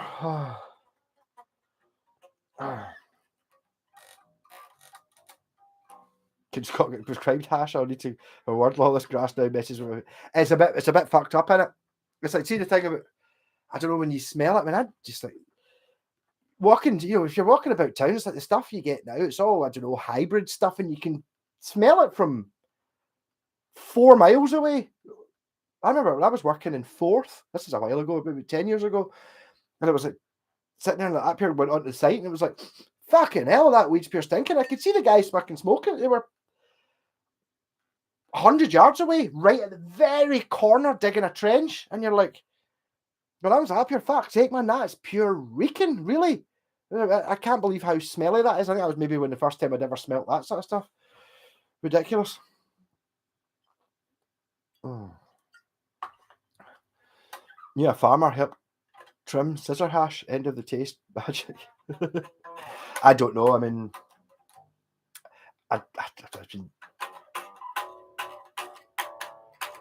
we'd ever smoke now fucking stinks. Yeah, but it can be a nice smell, sort of. But sometimes it's like, it's a really sickly thing. No, I mean, I don't know. I mean, even down at your downloads, I fucking download. I didn't read. One of the guys took down. I don't smoke anymore. I've not bought any for years, right? And it's stuff called Cheetah's Piss. I don't know where the fuck he got it. And it was up here. So basically, we were passing the dude, but he getting us up here. It's like, oh, that's great, cheers. And then it would be like the hand on the shoulder. That's Cheetah Piss. Right. Cheers. Here. Because it was fucking like pure. I think if you just took a proper, it would just be ridiculous. You bought a Porsche when you were 38, the memories? Oh, well, wow. A good Porsche. I bought a Capri at one point. Never bought a Porsche, but I bought a Capri. Oh. Weed is vegan. Well, there you go. Yes. And I think it's one of those things is hemp. I don't know how much of this is true, but you keep saying there's like hemp being the fastest growing and most efficient way of making cloth and so many other things out of just the hemp. So that's just the bit you don't smoke. And it's the best thing, but because it's got this thing about having weed on it as well, you can't use it. It's trying to get like puppy for a bit of counsel. I don't know. It's not what you remember, I don't think. £8 a quarter? Fuck's sake, it was never £8 a quarter. No. It was £8 for a deal, which was half a half quarter. So £8 for a deal, £15 for a half queue, and 25 for a quarter. There you go. Some of these weed shops are off the hook with choices. I don't know. I mean, I find it when I didn't that last time I was in Amsterdam, because obviously you could buy it. I didn't enjoy it. It was horrible. It wasn't an enjoyable experience. But then again, I stopped smoking about 10 years ago. So occasionally, every now and again, I get a wee smoke and stuff like that. It's like a bit for a joint for fixing a guitar and stuff like that. It's fucking great. It's like pure knocks me out. It's pure brilliant. But it's like I can't do it proper anymore. I need to practice. Although there's a possibility I might be able to get it on the. I'm going to have to ask. I was at the doctor a couple of weeks ago. It's like, yeah, I'm kind of always knew it was different. Didn't realize it was, like, was that my brain's wired differently. That's how I can wire guitars. That's how I'm a bit mental. That here, yeah. Oh, there's a medical reason. All right, really. Doctor's like, yeah, you're interesting. Wow, you sound fucking great. Wow, do you want to just talk to me a bit more? This is brilliant. You're so much fun. Rather than being a boring person. Like, all right, I am. Well, I am.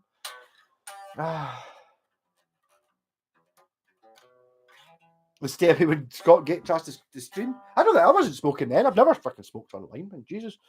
I thought it was funny. Was I the state? I don't know.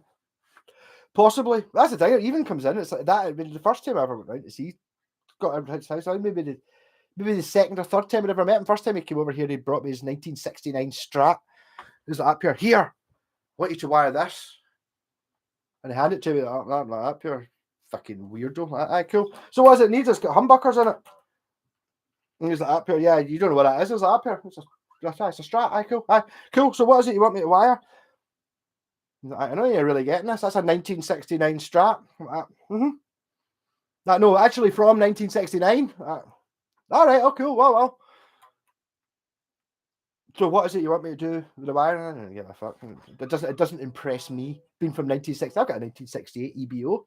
But it's just like, if it didn't have a Floyd Rose in it and humbuckers, it would be worth like £15,000 or something stupid. All right, I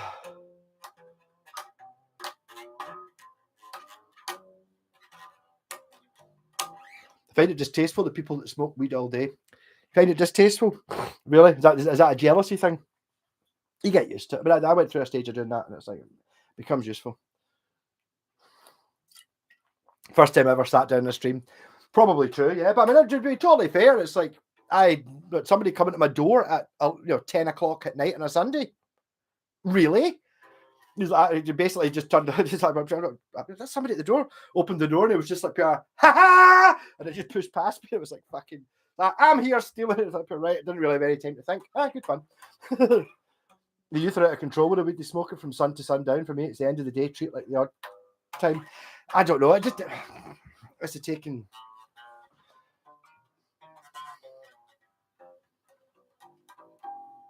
You'd be smoking all night.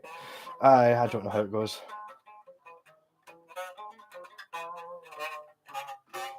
To be fair, there's not really enough room for two people to stand in here. It's quite difficult. It's like there's a settee and then that's it. I don't know. Everyone always says how small this place is. So basically from the door was a metre a step. So from here, which is far away, you can't even hear me. 1, 2, 3, 4. So it's not a big room. The fisheye lens makes it look bigger. And there's just the amount of amplification and guitars is excessive. Got a 1968 wife, very nice. That's good, yeah. Suppose actually when you start thinking about it, it's like you really get to the point. A 1968 wife or a 1968 EBO. EBO might be worth more money if it was in good condition. You know what I mean? I'm not judging anything, but it's possible.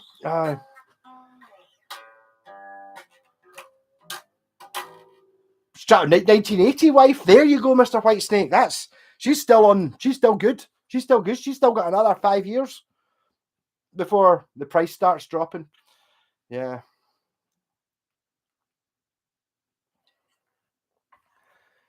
the youth are all. the youth are always pretty out of control. I don't know. I was never really that mental. That's like the whole drinking thing. Yes, I used to drink Bucky. Yes, I used to go out and I've never pissed myself or forgot where I was or stabbed somebody or fallen off a bridge or any of that crap. I didn't get that fucked up ever. I don't remember nothing. I'm getting the last 3 weeks. I have not smoked online, and I've got my. I don't know if you watched the start of the stream. I was just an apology to the poor folk, the humans at YouTube who have to watch this entire stream to find out why it's not suitable for advertising. And it's like, I thought it might have been the only thing I could think that's anything possibly wrong is the fact that I smoke. But I'm not glorifying it. If I just say smoking is really bad, don't start. It's fucking terrible. It's awful. Look at the nick of me. I'm only 26. And look how old I look. That's from smoking. You know what I mean? Don't do it. And don't ever start. And don't if you do smoke, don't continue. Or maybe I should just vape. I don't know. Remember the late 80s? X? I don't even know. I don't remember the late 80s. I don't remember. I don't remember football. The way I remember what year it was I remember football sticker books, because I'm not that I was ever into football, but I used to have get, was it Panini made it? You get football stickers, and that was the thing you did in school, and everyone would have a big wad just football stickers. It'd be got needs, got needs, and you would do that, and you would just socialize with the rest of the world. I remember football 85. I completed it. Football 86. I think I completed it. Football 87. I realized football was shite. What the fuck am I doing with this? And I still maintain that. Just now, I was actually out with my pals last night, and they started talking about football, and it's like pure bizarre because of the people I know nowadays. I've not heard anyone talk about football for 10 years, something like that. And instead, I was happy. What do you think of Wilson coming on at the end and McNamara? I was like, they signed the wrong guy. It's like, wow, I've not heard football chat for so long. It's so fucking boring. I can't believe it. I'm sorry if you're into football, but I don't get it. I can kind of get playing it, and I can kind of get watching the game, but I don't get reading the paper and finding out who the new signing is and deciding, oh, he shouldn't have signed that guy. They should have put that guy on at halftime instead of at the end. What the fucking stupid. And he's not even teams that, it's like, fair enough if your team's fucking Rangers or Celtic or whatever. So you know the people that they're talking about fucking Chelsea and Liverpool and Barcelona. You're like, what the fucking mental. If I don't remember when crack started, I hope I don't think so. Or maybe you do get crack here, but I don't know. I was talking to who was I talking to there now about coke, and I just don't understand how I can see how you can see someone who's drinking and think they're cool, and you can see someone smoking weed and think they're cool. Like the Beatles and stuff, I'll have to be honest, that's part of it. For me, I suppose taking that, didn't do that, but I did, but not for 30 years. But yeah, it's pretty cool. I can't imagine anyone ever seeing somebody who's full of coke and thinking, oh, they're cool. I does not compute. I'm just liking. I'd say with ecstasy as well. I wasn't there when my pal started taking E, and it was like pure went round one night. It was like pure. What the fuck's going on in here? Suddenly, everyone liked techno instead of music, and they're all sitting there like that. And I'm just sitting there like that. What the fuck is wrong with you people? My God. And that's when my group of pals, when I was like 17, split into two camps. One who did that, and one who listened to Led Zeppelin and, no, not Black Sabbath. Nobody else liked Black Sabbath, but Zeppelin and the Beatles and the Stones, and played guitars, drank Bucky. So it kind of split up.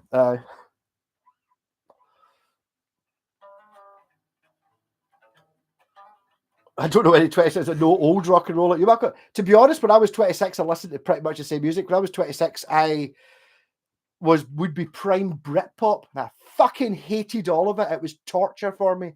It was torture. It's that pure, let's listen to that Radiohead album again. Oh, God.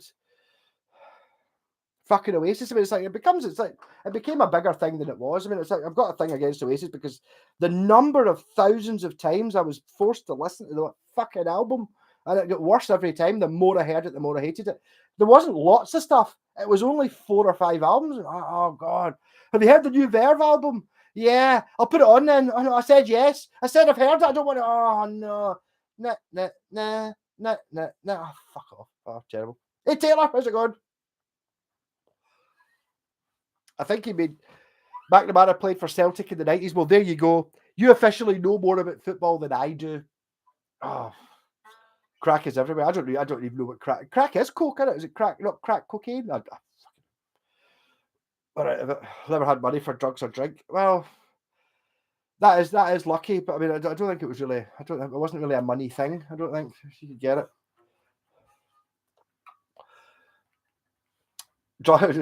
Drugs should be freely available. I don't judge.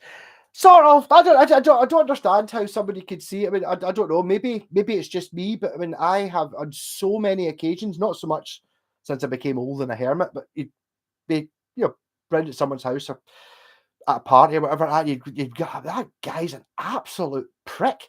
What a fanny. God, it's like just talking to me again. Oh God, but like folk I really just couldn't bear to talk to, like really like, yeah. I'm going to talk. You just try and get out, and it was like then you'd see them coming out the toilet to like an hour later, like up here, and they're up here. That's why I didn't realize that. All just it makes you turn you into a fucking fanny. Really, don't ever. I can't understand.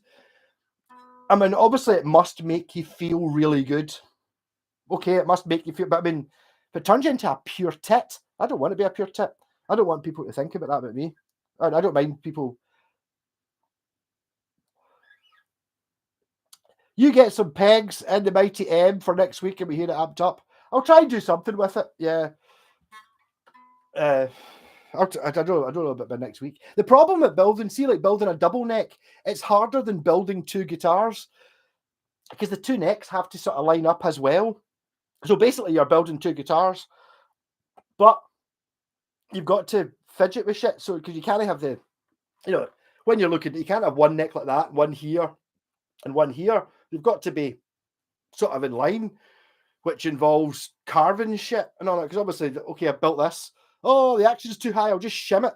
Fucking bring the neck back to there, laughing. But you can't do that when you've got 2, and when you've got 3, it makes it even worse. Although I did actually have it working.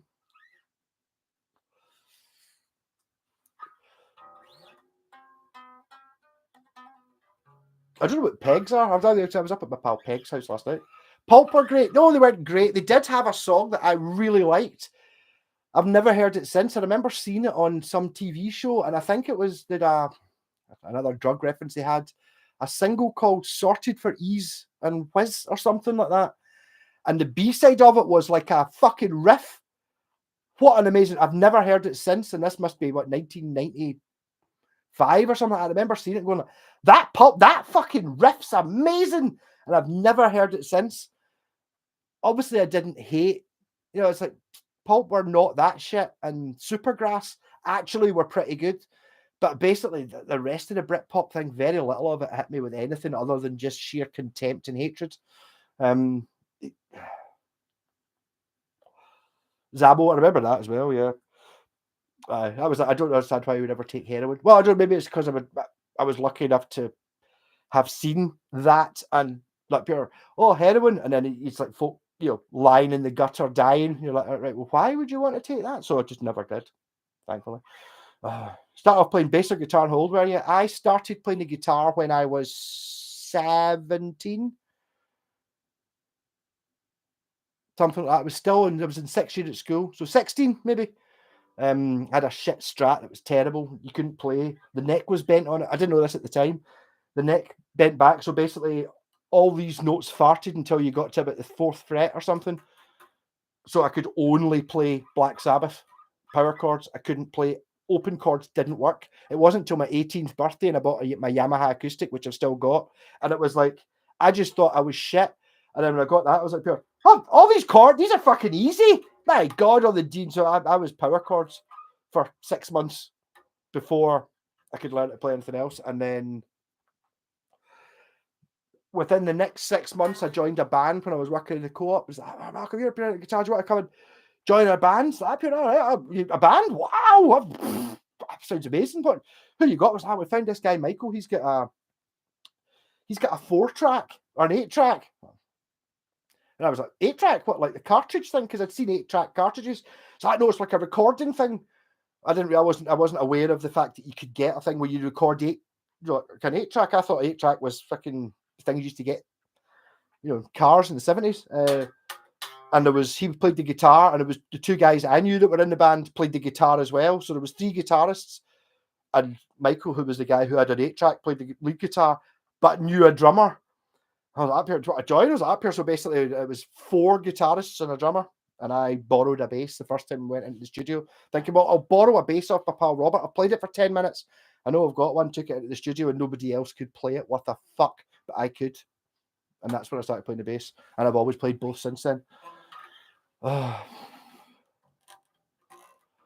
did see, I remember the Jarvis, never thought I would need a double neck, and then one day, the double neck, I don't know, I actually built the double neck because I used to have my first loop pedal was an Akai Headrush, and I think it was a 25-second loop or something, and I wanted to be able to do the olive tubular bells, and I figured that if I had a double neck, I could play the bass and the guitar without having to swap over.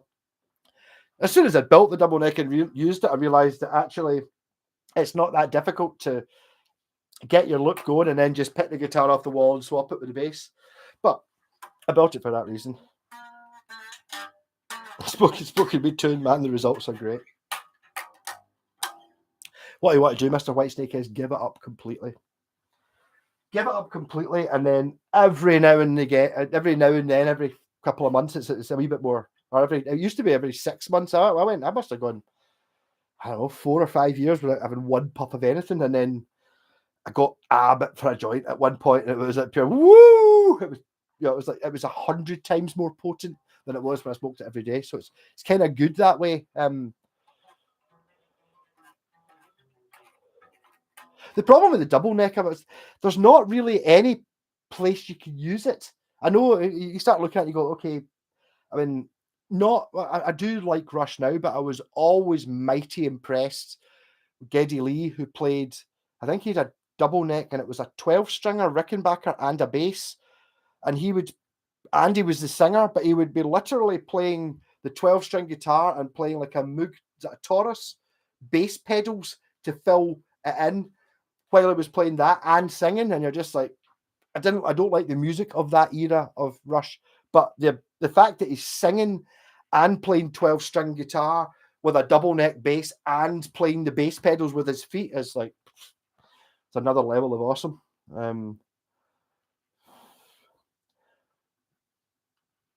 Let's see if this works. The stars at night, they shine so bright. You're full of shite.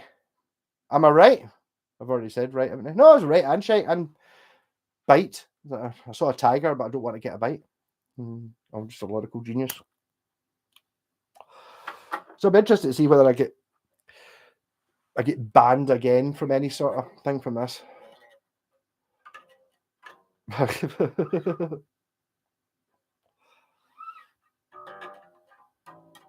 If I gave up completely, it would be a disaster. It stopped me from being affected by sound, light, and everything else. Does it really well? Yes, sort of, kinda. I just remember not having a great time and being really worried about it. Like proper terrified that I was addicted and I wouldn't be able to recover. And it was really fucking hard for a couple of weeks. The problem is that nowadays it's like, even if I've had a smoke during the week and then it's like I've ran out, I'm now used to it and it's fine. It's like, no, it's not the end of the world. It's all, can I get to sleep? Yeah, you can. It'll be fine. The dreams are a bit mental when you stop smoking. You start getting mental dreams. And I had a sort of guardian angel, which is going to sound mental, like I'm completely unhinged, but it was round about the time I first saw the film Machete. And Danny Trejo was my hero for a lot. Still is a good bit. He's not done anything really brilliant recently, but he got not sort of a kind of, I don't know, Scott. I mean, I didn't think it was possible to stop. it became a thing. It was my thing. I've never really that bothered about booze. I could take it or leave it. Always, never.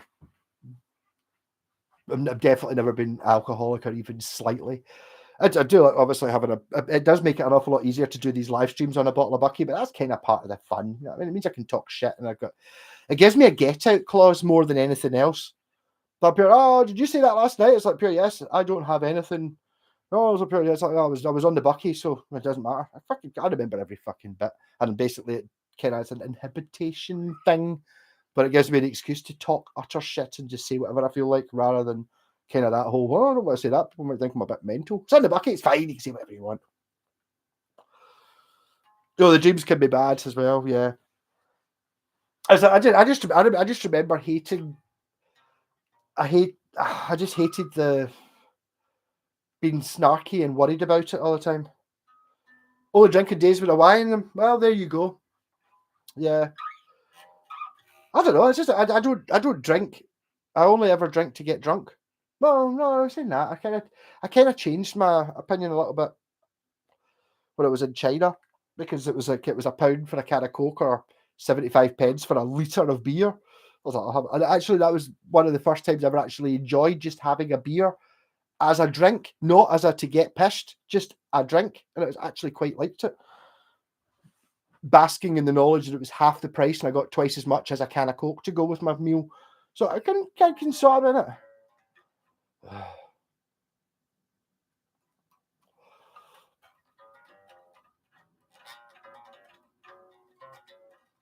I used the drug Champex. Champex sounds we're vivid crazy shit at work though.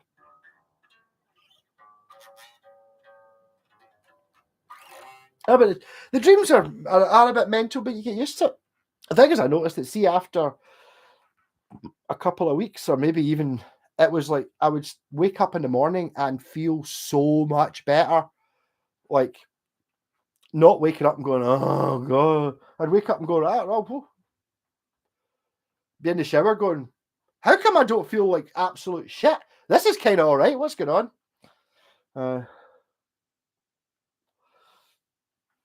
I don't know anything about it. I might even qualify for it.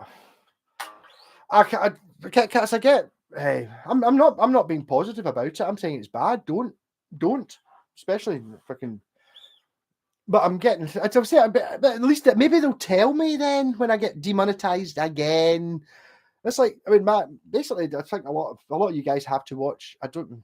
The thing that gets around it as well is I don't know who uses ad blockers because I do. I'm sorry, I use that. I don't watch adverts. Whenever I watch any videos on my phone, it's like fucking adverts, cunts. I don't get them. I use an ad blocker, which means that whoever it is that I'm watching on YouTube doesn't get any money. So I mean, I get it, but if you do that and you feel guilty about it, you can super chat me £1 every week, and that'll be all that guilt will go away. You'll feel great.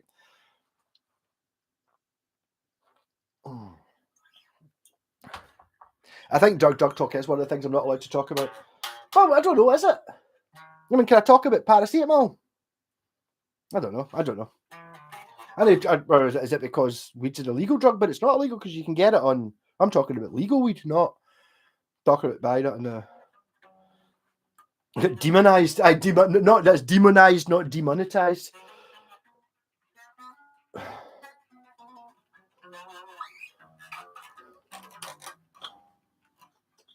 Rick Simpson oil. I've never heard of that. I don't even know what it is. I don't know. The problem is, it's kind of like part of it was. I don't know if I would just take a pill. I've never enjoyed taking pills of any sort. I don't like that idea. I can handle, like, see when you're drinking Bucky, and then you start to feel sick because you've drank too much. You stop drinking the Bucky.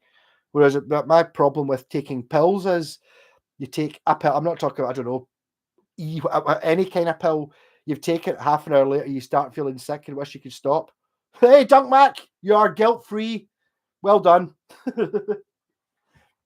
I keep meaning to do it. I will do the option if I can put a membership thing on where you get much more videos. I've got 2/3 of the videos I make, I put out. The other third, I decide I can't be bothered with. It's like pure. I don't want to scare people off. It's the same as I did video series, the camper van one. I don't know if you watched that, the series 2 one. I couldn't be bored editing it, so I basically just put it in order and chopped it into 3 and fucking put it out in one day as 3 parts. It's all there. It's real. It's live. Some of it's not.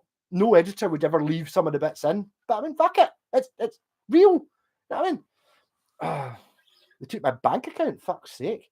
Wow. But you're not monetized, Mr. Whitesnake. You've got about 6 subscribers, and I'm one of them. And every time I look, it's always fucking us lot that are not talking about your videos. I don't know how you get demonetized. Oh. Wish it was a pill for weed. Same people that has a smoking. I don't think. I don't. I don't know if that would. Just make cakes. Illegal in New Mexico, 100%. I only buy it state-approved dispensaries. Well, there you go. Yes. I don't think we don't have it at that level, but you can get it legally. How many Neanderthals do you spot in Dundee? Not that many, and they didn't have that. When they say that at the end of it, I think it's because the folk that I knew from Dundee when I was working in Pitlochry were brickies and scumbag labourers who were the lowest of the low. I've got a Glasgow accent, but I've got I'm relatively articulate. Whereas, okay, it's quite a strong accent, but I am saying all of the words. Whereas I can go into even a couple of my pals. Aye. What was that? Because they're not saying all the words. The same as anything, but I used to know a couple of folk from Dundee, and I would just have to be,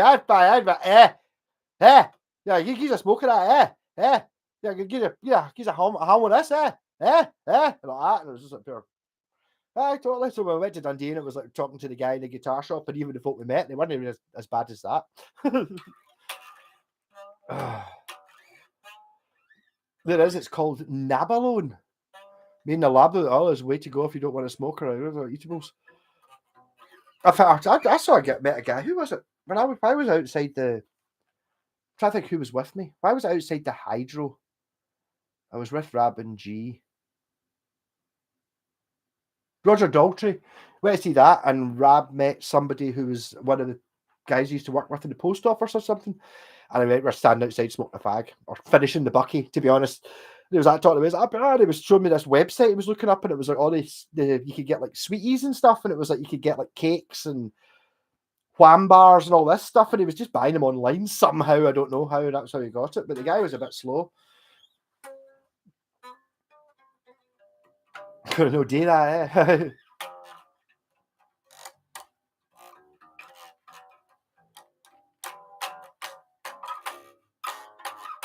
I don't know, but there is a point where it gets to.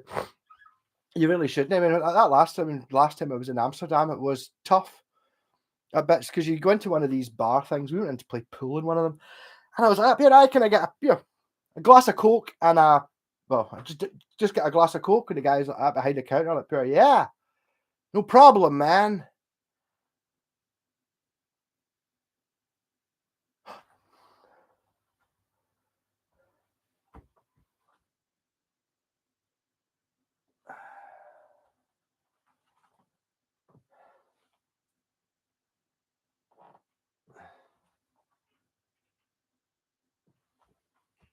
It was a Coke you wanted. It was a Coke you wanted, yeah, yeah. Right, there's your €2. Okay.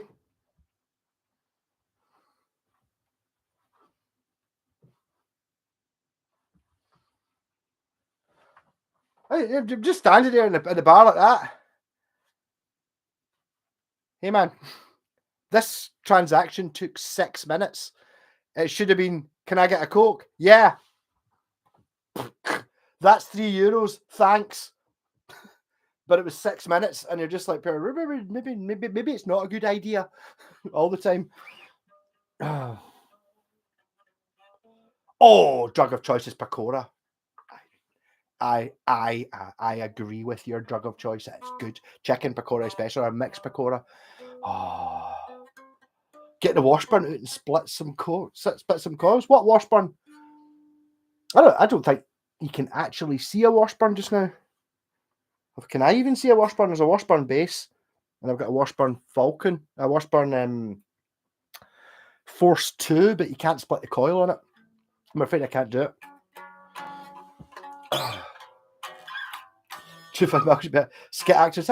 But it boils down to, I mean, I don't know at what point when I was doing these YouTube videos, it's been a couple of years now, I realised that, yes, having interesting information that's kind of correct probably is a good thing. Yes, I'll do a bit of that. But what I watch on YouTube is someone who's really enthusiastic about what the subject is. The subject is kind of secondary a little bit.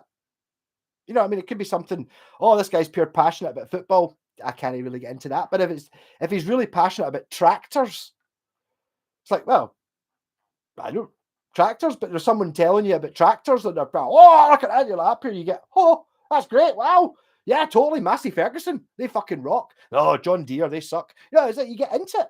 So it's like, that's all what it's all about.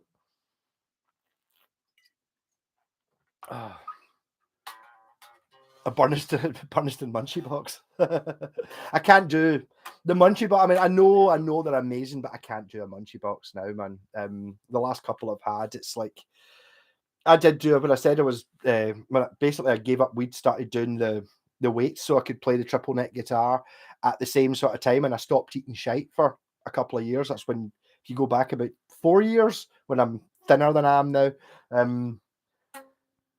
And it's like you kind of stop being able to eat it. I didn't eat crisps for ages, and then even like a wee packet of Walker's crisps or something like that, I'd eat it and feel sick because I didn't have the tolerance for the extreme levels of fat that were in it. And that's kind of happened to me with kebabs now. I can eat kebabs as in like the Polski one or a Shawarma King, but see like a kebab out of just a normal kebab shop, it makes me ill because I just don't have the tolerance for it.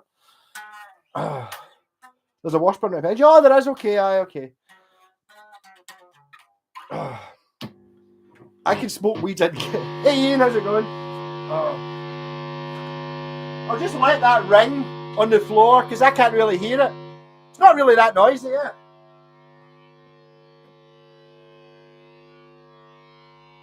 Nah. It's not really that noisy. There's no way this thing's going to be in tune.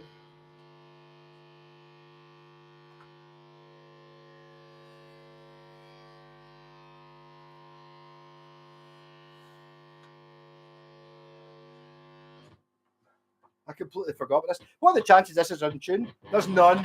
Basically, there's no chance this is in tune. I'm going to play it anyway.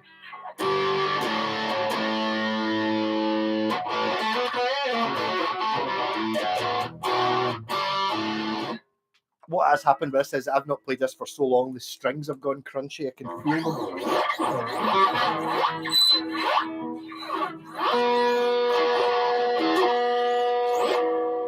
Which is disgusting. I should let it go that way.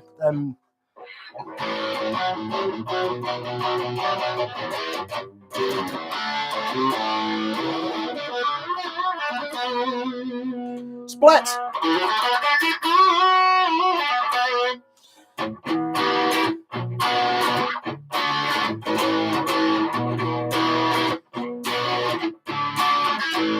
So that's one split. I can split to the other coils.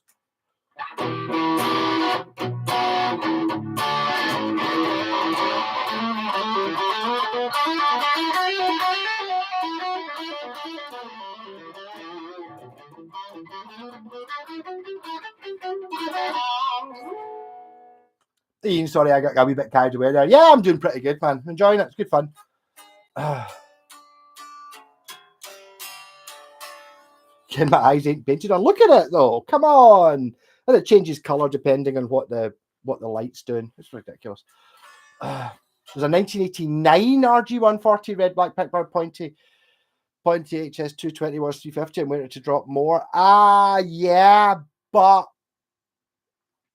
talk to Mr. Whitesnake about this. I'm just going by his judgment because I trust him. Obviously, I wouldn't trust him with my life. Fuck that.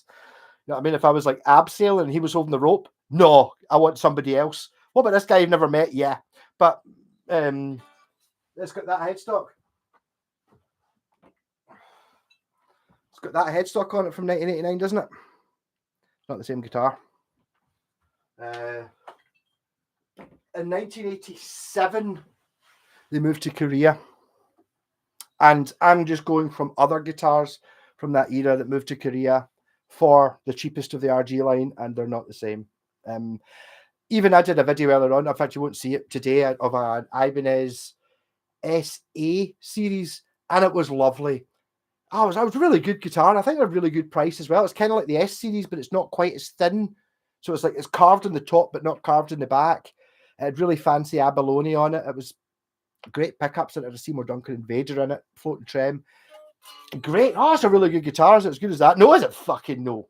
Not even in the same room. But that's just like a modern guitar. I would. The problem is I've got that same opinion of any guitar that you get now. You know, if you bring me a guitar that costs less than $1,000 that you can get now, but the vintage, you know, even something that's really good, like the vintage series, your vintage guitars, they're fucking amazing. Yes, they're brilliant. Oh no, it's a really good, it's a great Strat. That pair, is it as good as your Roadster? Is it? Fuck. I mean, no, they're not. It's not the same thing.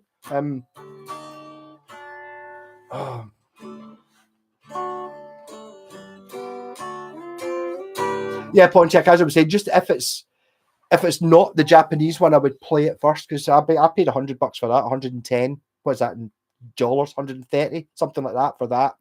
And okay, it's got one really bad dent there in the back of the neck, which is annoying. But apart from that, it's an all right neck.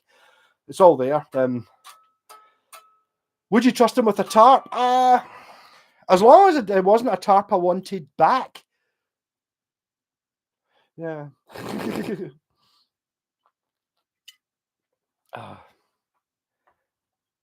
You're not rated with 2 first names. Oh, rhymes. I don't know. I remember my pal Steve used to. I remember meeting folk about, your name's Graham Stephen. His name was Stephen Graham, which is 2 first names. Mind you, is Kyle not a first name? Not in. There's nobody called. I've never met anyone called Kyle, but my second name's Kyle. My first name is Malcolm. Both of them are first names. You definitely get Kyle Falconer. Who's he? Is he the guy from Judas Priest? Is it Kyle Falconer? There's definitely Kyles kicking about. Kylie Minogue, I suppose. Huh? But I don't have that bad. Never really get used to it. I always consider myself to be lucky when I was growing up having a name like Malcolm, because I was the only person, I think, in my school called Malcolm. So I never had to get nicknames. I always felt sorry for folk who were called Dave and Stephen and all that, because they all had to have nicknames. They were all called their second name, or they had a name made up because their name was really boring. Whereas I was just Kyle, that's a first name for boys. Yeah, totally. Boys. Yeah, totally. I don't really think I'd know it, but I do remember it was. I can even go back to, I can tell you what. Remember V, the TV series? I remember that being on. I remember after the good V, when I say good, it wasn't really that, but it was quite good. V was a TV mini movie, like a 3-part series. And I remember having to wait up till like 11 o'clock at night to watch it. And my mum and dad would let me watch it because they were always. I was not allowed to watch anything I wanted, but if it was something like that, it was fine. I was allowed to watch RoboCop when I was 12, and they had. Maybe if I'd asked him if I wanted to see Goodfellas, they would maybe have said no whether it was out. But I mean, I watched stuff like that, and Aliens and Terminator and stuff like that, because basically my mum and dad would watch it and go, "That's really good. You'll like this." It might be a bit scary for her though, mind you. But if you don't want to watch it, it was up here to sci-fi spaceships and shit. I'd be fucking right into all of it. Steve, no nickname Davis. He used to do good adverts. It was just being so dull. I remember he did an advert for, I can't remember what it was for. It was like, I don't know, Campbell's Soup or something like that. It was up here. Yeah, that's really interesting. I wish I was interesting. And it would play on it, on the fact that he was really boring, even though I don't think he was that boring, but his on-stage persona was boring. Steve, no nickname Davis. Yeah.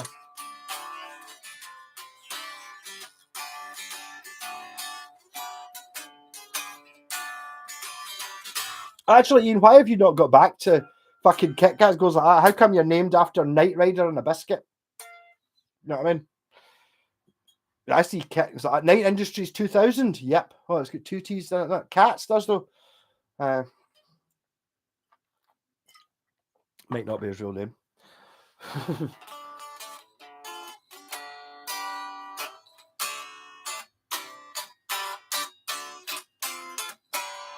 Actually, it came down to when I was working in the local co-op, just on the back shift, stacking shelves, and my name was just Malcolm. Everyone else had a nickname. I was just Malcolm, and then another guy joined, and his name was Malcolm Wyatt. It was like pure, oh, is that Malcolm you were talking to? No, it was Malcolm Wyatt, because I was there first. So he was just lumped. He'd obviously gone through his whole life the same as I had, up till 15 or 16. Everyone just calls me Malcolm, that's fine. And suddenly he goes to the co-op, but he's no longer Malcolm because I'm Malcolm. So he's like, you've got to be something else, Malcolm Wyatt. Malcolm what? Wyatt? I don't know anything. Hear no bad word said about the Hoff. There's some bad things you can say about the Hoff. There's a great picture of the Hoff advertising my Aria ZZ guitar. ZZ. I don't know. Actually, I was thinking about this the other night. I Scott, if you're still on, I brought up Star Crash, the DVD, to yours a couple of months ago. I hope it's still there because I want that back. I don't really give a shit about most DVDs, but that one. And if all the rest of you, if you've never seen Star Crash from, I don't know, 1979 or something, it's fucking nuts. It's almost as good as the Meg 2, which I watched up at Scott's the other night, and it really, when it comes down to films, it's like I'm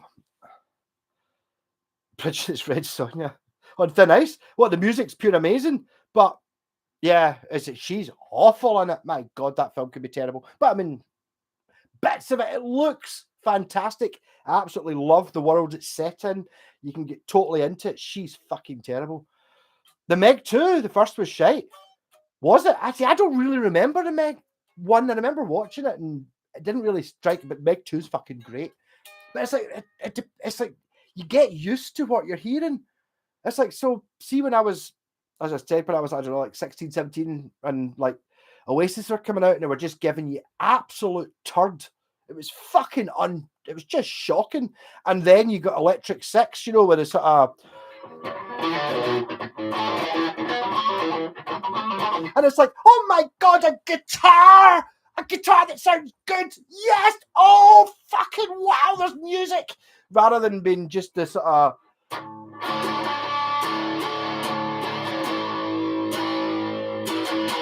it was like an actual riff. It was so good. And that's kind of what the Meg's like. It's like, I'm so used to watching, like your Rise of Skywalker and fucking Marvel films and all that. And they're just, you get used to things being shit. And then you watch the Meg 2 and but it's really shit, right? I'm not saying it's good, but I really enjoyed it. And it's like, I'll really want to see what happens next. Like in a sort of, because it's going to be really ridiculous, but actually genuinely being excited about it. What's going to happen next? This is really exciting. I wish this would just fucking end. I mean, really good. Well worth it. The Meg 3D, wow. No, but the Meg though, I really enjoyed it. I don't really know what was going on for quite a lot of it. It was really quite fast paced, but it wasn't like your Rise of Skywalker, or I can't even remember the last Marvel film I watched. The Guardians of the Galaxy, the Volume 3. I didn't pure hate that one. It was kind of all right, but I gave up watching it about 5-6 years ago. I never even got to your Infinity Wars and all that. And by that point, I just fucking couldn't be bothered with it. Oasis Epis were Japanese from the 70s. I don't know, possibly. It doesn't matter. You could give Noel Gallagher any guitar and he will get that distortion up and he will.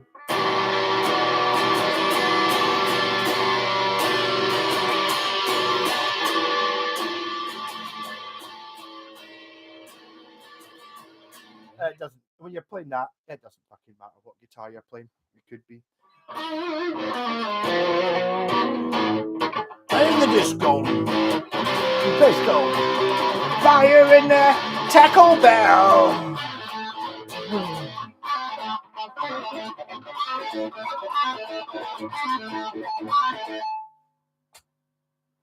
This is not going to work, but I've got to try it.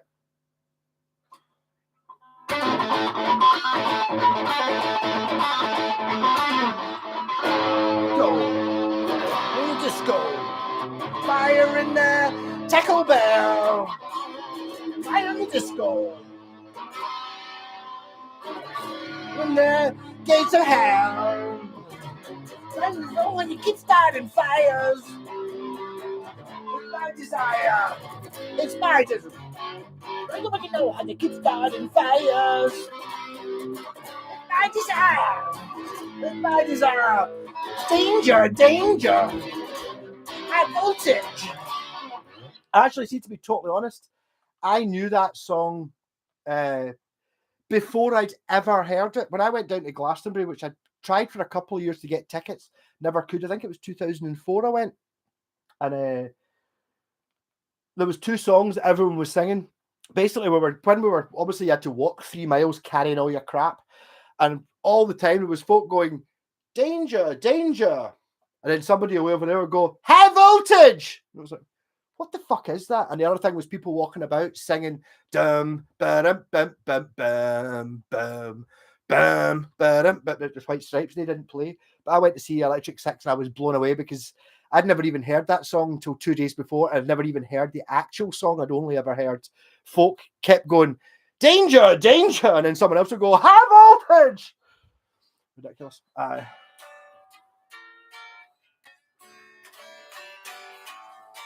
Naked pictures of your that I'll get that in records. It's fucking great. Fire, it's called, yeah.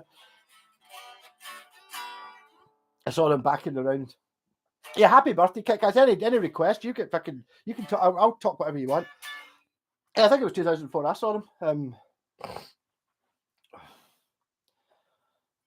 No one knew the most commercially successful musicians were thieves. Well, you're stealing it if you want. Which two songs? Danger and Gay Bar. But then you get Take a Trip on My Synthesizer. Bum, bum, bum, bum. The whole album's fucking great. But obviously Gay Bar's hilarious as well. Sorry, have I ever played it before? I don't know. I'll give it a go though.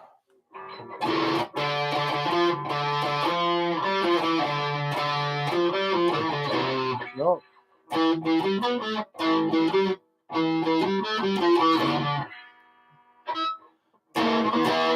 Go.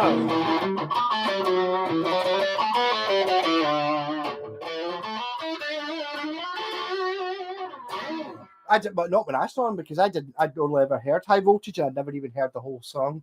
I'd only ever heard people singing it and it was lovely. Oh.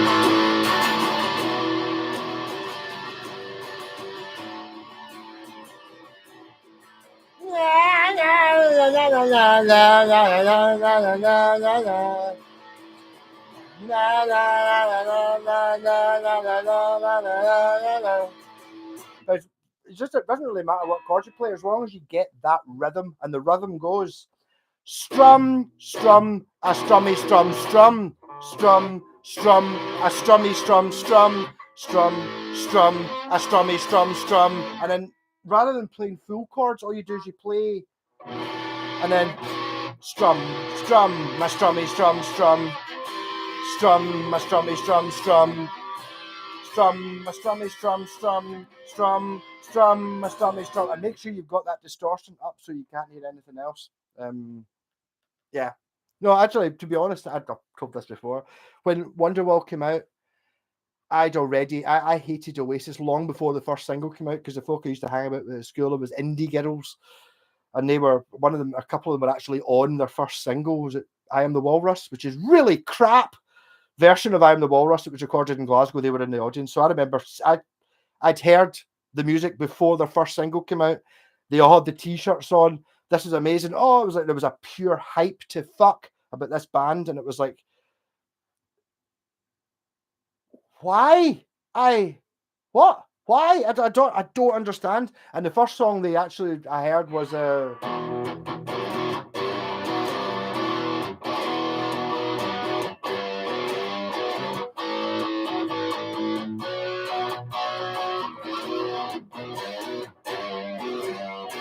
but the difference was that's got rhythm to it. So if you just take that and put in strum, strum, strummy, strum, strum, strummy, strum, strum, strum, strummy.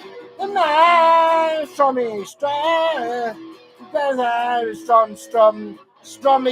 and it was like, fucking, that's just atrocious and unacceptable. And I could play the guitar better than Oasis could, and I didn't play the guitar, was my visions of it. I'm sorry.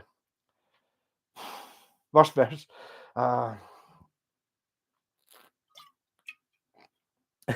You've got fire on single. Well done. I don't know.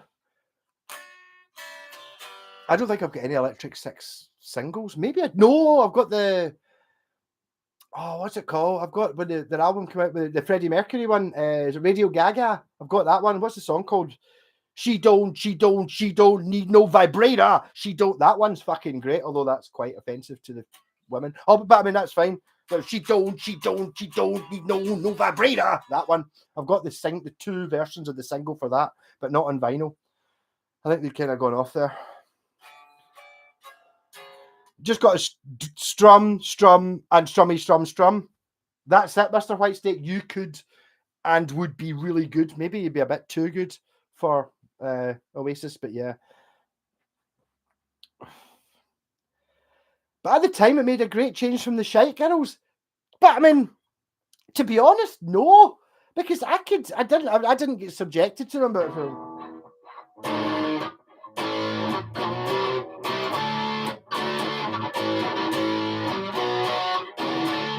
that's Asia. What's the one I'm thinking of? Boom. I can't even remember where it goes. Like I'm sure we should play it a wee bit. I tell you what I want, what I really, really want. When I tell you what I want, what I really want. I don't do this.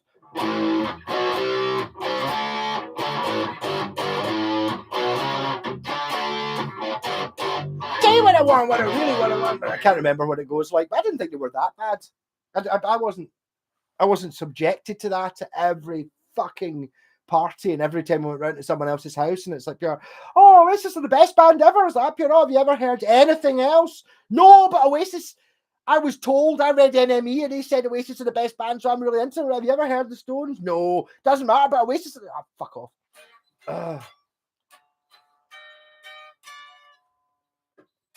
I've got most of the singles on vinyl by Goldie Looking Chain. Well done. I do actually have their, I think it's called Greatest Hits, but I think it's their first album. I've actually seen Goldie Looking Chain.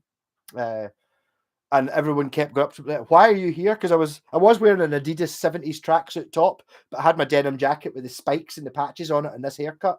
And about 20 folk goes up here, why are you here? Everyone else is wearing tracksuits from up here. Goldie Looking Chain are hilarious. I even got my stuff signed by them. Lovely guys. It was great. And at the time, I was talking to this with someone the other week. Hope it wasn't online. And there's a song called Baineswell Express. For whatever, and I was up here. Do they sell booze? Yes! Baineswell Express. And I was like, the wee guy who sang that bit. I was up here, right? Go up to him going, up here, right. Baineswell Express. Do they sell Bucky? And he went, I don't know. Is that pure? No. You say yes. The guy's like, up here. Because obviously they're sober and I'm completely hammered. And then basically they got the rest of the band over to laugh at me going, Baineswell Express. Do they sell Bucky? I told you, mate, I don't know. But obviously after the first one, he was already taking the piss out of me. But it didn't matter. It was fine.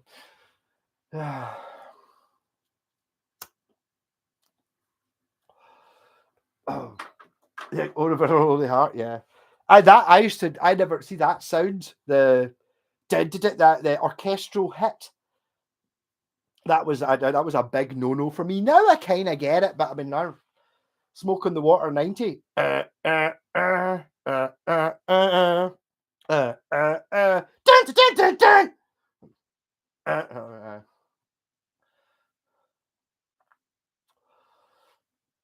Some 1987 RG140s have plate midget and stat, but they don't. Do they have that headstock, Pontiac? Do they have the Roadstar headstock? If they are, this one I should say. This one does say, yeah, I think there was a turnover, but it's got that headstock. I think it is. I only know this from being aware of 1987 was when the headstock changed from this to your normal RG headstock. And Mr. White said that it wasn't the same thing, and I totally understood. I just assumed that he was right because I kind of thought that. You kind of get that with a lot of Aria Pros. Is it the Cat series? And it's like the difference between an Aria Pro the Cat made in Korea and an Aria Pro RS, whatever it is, which looks exactly the same in Japan, is like this and this. It's like pro level, amazing guitar, and yeah, it's pretty good for if you paid 60 quid for it. Yeah, it's not too bad. That kind of thing. Oh, Soap Bar in the Sky. Bainesville Express is brilliant. I've actually made my pals listen to that a couple of weeks ago. So, you never heard Bainesville Express? Do they sell booze? Yes! Yeah.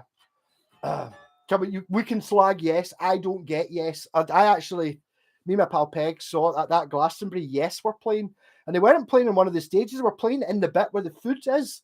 So there was this bit that lots of sort of seat bits where you would sit and eat the food, and then all around it was like burger vans and ostrich burgers and noodles and all vegetarian shit. And there was a stage in there, and it was Yes, the original lineup. So me and Peg, I thought there was 5 of us went. Well, me and Peg went. We're sitting there like that. Pure right, what's going on? They came up on stage, and it was like the original band. They had Ian Anderson and the guy who looks like the shrunken head from Indiana Jones, Steve Howe, on thing, and Chris Squire, the bass player, with a really, really the ugliest bass I've ever seen. And then the wee guy, John Anderson, singing. And then was up here, we were watching, they came out, and it was up here, this is really ridiculous. And then me and Peg up here, oh my God, there's Rick Wakeman, he's coming out. What sort of sounds are going to have? And he came out, and the sound he had was the most synthesizer-y sound ever. It was just pure. And the two of us were doubled over laughing because it was like the most. I want you to make the most ridiculous synthesizer sound in the universe, and that's what Rick Wakeman did. He came out, and it was just like pure. Oh my God, that's the worst! And we were pissed ourselves laughing, and all the folk around in front of us were turning around, pure. How dare you laugh at Yes? And it was the uncle, and that made us laugh even more. So like the first song, we're literally doubled over laughing. We're only fucking about 10 folk from the front, like that, pure doubled over laughing. It was really funny. I don't know, I'm missing out here. I'm old fat, don't diss prog or Yes, and I'll follow you. Well, fair enough, yeah, but I mean, I'm a big prog fan. I've got Caravan and the Lana Grey and Pink on my wall. I'm a huge Caravan fan. They're fucking great. Camel, brilliant. Mike Oldfield, amazing. I'm into prog. I just don't get Yes or Genesis. There's something. It's a taste thing, but I mean that doesn't matter. I mean, I don't think they're shit. I just don't really. I don't get it. There's something in it that's not. It's not there for me, and I don't know what it is.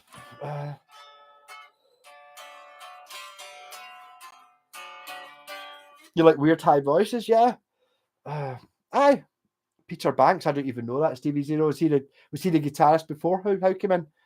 I remember I bought a few of their albums. I bought Tales from Topographic Oceans because it was like, this is £1, and it doesn't just gatefold, it gatefolds again. And I think it's 3 records, and it's got the most amazing where Avatar stole everything in Avatar is stolen from Yes album covers that Roger Dean did them. It's like pure, yep. There you've got the floating island thing with the waterfall coming off it. Yep. There you've got the flying birds, big dragon things. Yep. Just basically, it's Avatar. Oh. Caravan were the first band I ever saw. Actually, I kind of know Caravan, to be honest. We were in a band called The Blind Dog, which was based on partly The Blind Dog at St Dunstan's, which is a Caravan album, and also Doug Boyle, who was a guitarist who was fucking amazing.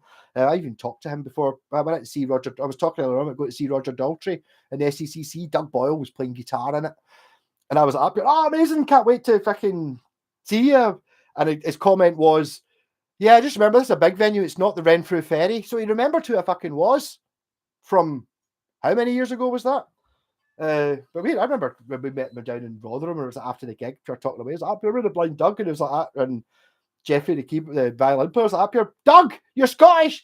Now it makes sense why you're called the Blind Doug. And it was like, well, it was partly, and we told Doug Boyle, was up here, well, we're going to call ourselves the Boyle Doug. And he was like, up here, I'll play guitar for you. You know what I mean? Brilliant. But I do like Caravan. I've met him a few times. My pal Michael's actually on their last album because it was one of these crowdfundy things, and one of the things was I didn't go. I wish I'd fucking gone because his wife didn't go, so I could have gone and been on it as well. But there was a thing where you had to pay. It was like 25 quid for the record. I did that, and it was like 100 quid, and you had to turn up on one of these dates this week, and you could actually do something on the records. And it was like there was maybe 4 places that were available, and one of them was like, and the other 3 folk that went in, they were non-musicians at all. So it's like, you know, like running a drumstick down a radiator in one of the songs and shit like that. And then Michael put down, he was in the Blind Dog, he was the percussion, the drummer. So when Michael's like, oh, you're the Blind Dog, right? Got you, Coley. And it was like, pure, right. Here's a tambourine. So that tambourine's like, right, it's 4/16 though. So he's like, pure, so he's doing that. And it's like, pure, yeah, great. And it's like, pure, right, done next. Pure, we're doing backing vocals, and it's got like a big shouty bit. Do you fancy maybe singing along with the chorus? So Michael's like, oh, okay, because they thought it would sound quite good because it's got a Scottish accent. And he's fucking double tracked on the chorus as well. I think he's in about 4 or 5 songs on the album. And they were really nice. And it was because the difference of having somebody coming in to play in the band and having somebody who can actually play Caravan songs, therefore skill level here. Right, you're new, come in, right. Oh, you've got a Scottish accent. We've all got a really high English accent. Right, I want you to sing this bit. And really good.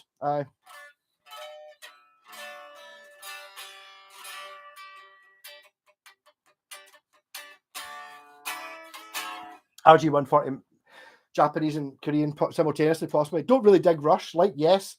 Don't think the music's held up, but when I like King Crimson. Ultimate Spinach. What the fuck's Ultimate Spinach? It sounds amazing. I don't know, but I mean, King Crimson. To be honest, mostly the first album. I do like some of the other stuff, but I don't find it completely memorable. But the first album, actually, I've seen them. Have I got a guitar signed by them? I think I got my acoustic signed by Mel Collins, who's the saxophone player, but he was playing a mellotron. So I saw the 21st Century Schizoid Band, which was Greg Lake wasn't there, but it had Giles and Mel Collins. It was basically the album, the folk that did In the Court of the Crimson King, all of them apart from Robert Fripp and the bass player singer. So it was another guitarist and all that, and it was fucking amazing. Amazing. If you listen to the album Hemispheres, it makes sense of all the Rush. I know there's lots of stuff, but it seems to flow a bit. I always felt that Rush was a bit, I don't know, it's like to find 3 people who all thought like that was quite a thing. The first time I really heard a lot of Rush was I went to my pal Wayne, who I picked up that telly for. That was just because I farted. But what was the point there? The first time I met him, we went to Bathgate to a Rush convention. But the first time I met him, I talked to him hundreds online and shit like that. We're pals there. And it was the first time we went to a Rush convention. I was the only person there who didn't know every single word for every single song. Never mind not knowing 90% of the songs. And it's like, I was up here, standing outside smoking a fag, like, up here, that would be really right. Rush is like, I like Hemispheres, and everyone, but up here, you don't really like Rush, you like Hemispheres. That's all right, I know you like Hemispheres. You're okay. So, Hemispheres, it's good, it's excellent. After 21st Century Schizoid, man. Saw that live. I'm not even going to attempt it.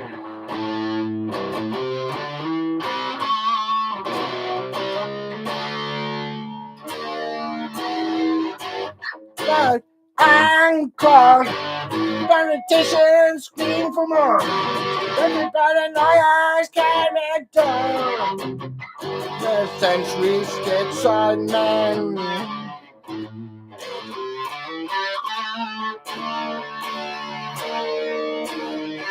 Well, I'm going to stop there because that was surprisingly kind of sounded like it, although I'm drinking, but it sounded a wee bit like it.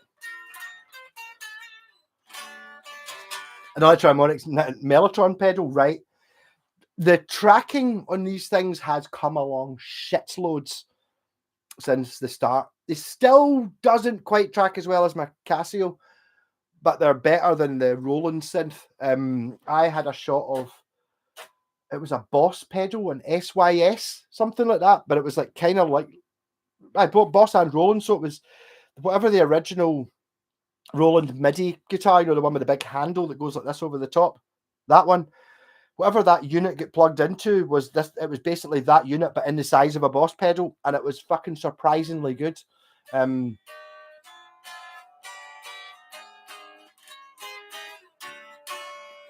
Balco, I'm 65, I'm 38, and I have been for the last 4 or 5 years.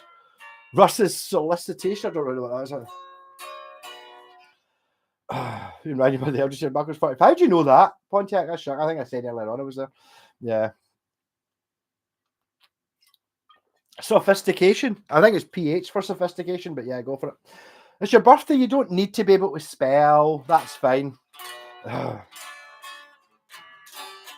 tracking is back. Yes, I'm going by that Boss pedal, which was pretty much it. The problem I've got with the Roland guitar synth and that Boss pedal was there are sounds on that. So whenever anyone's got a MIDI pedal, like a MIDI pickup, the sounds that are on the floor unit thing from it are the ones that sound best for guitar.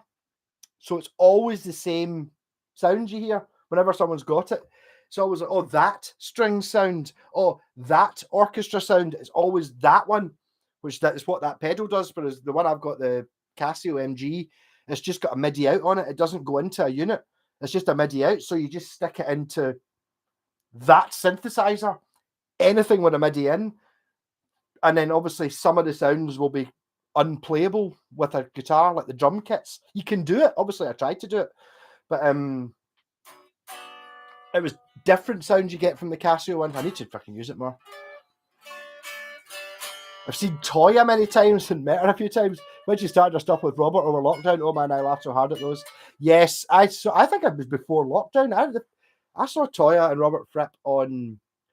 They were doing the Nutcracker Suite in their back garden.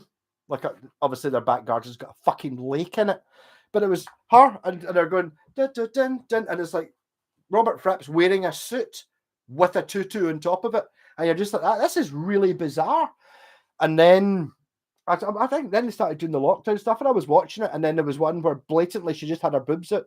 She's like a completely see-through top with a wee bit of tape on her nipples, and at that point they went from like 1,000 subs when I was watching it to 10,000, and then she started just wearing more, which is fine. It's fine, but it's no longer a wee sneaky thing that I was kind of watching and finding funny. It became everyone knows about this, so I stopped watching. Hey Lee, how's it going? More deal? I don't know if I know anymore.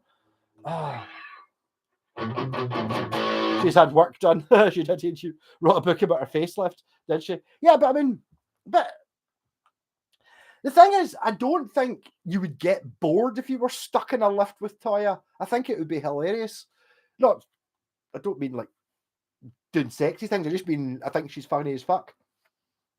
And just pure in your face and hilarious. So I do like her.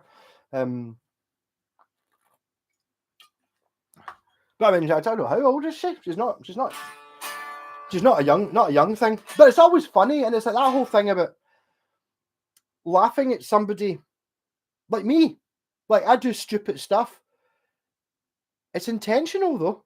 I don't think I get laughed at that much. I hope. Maybe.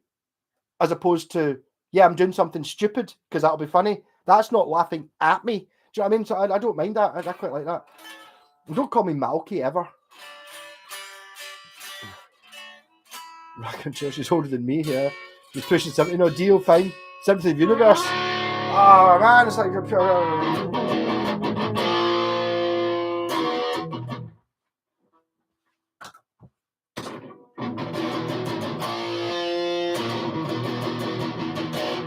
quite drunk and lubricated, so I might be able to sing it.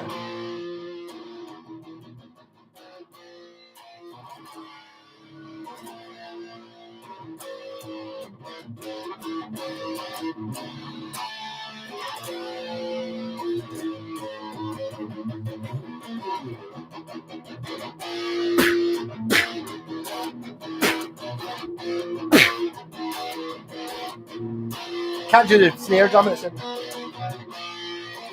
Take me through the centuries to supersonic years. Electrifying enemy is drowning in his tears. All I have to give you is a love that never dies. A symptom of the universe written in your eyes. Yeah.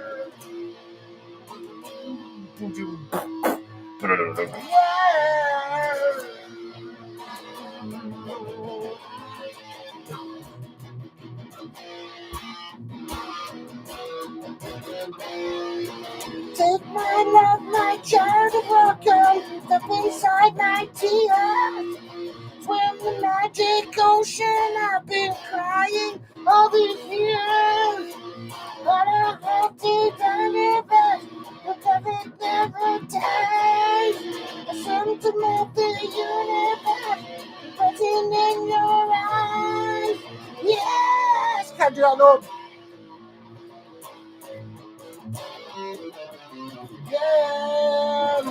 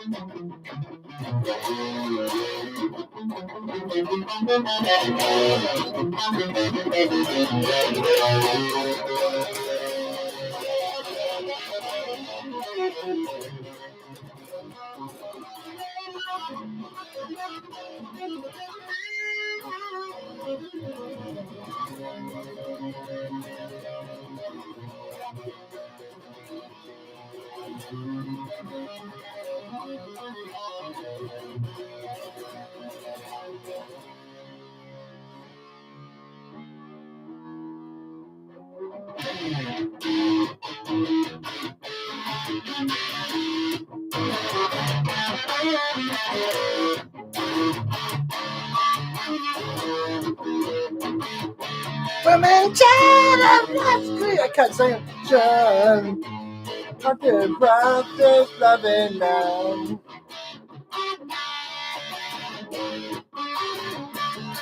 In her eyes, I see no sadness. You are all that love in me.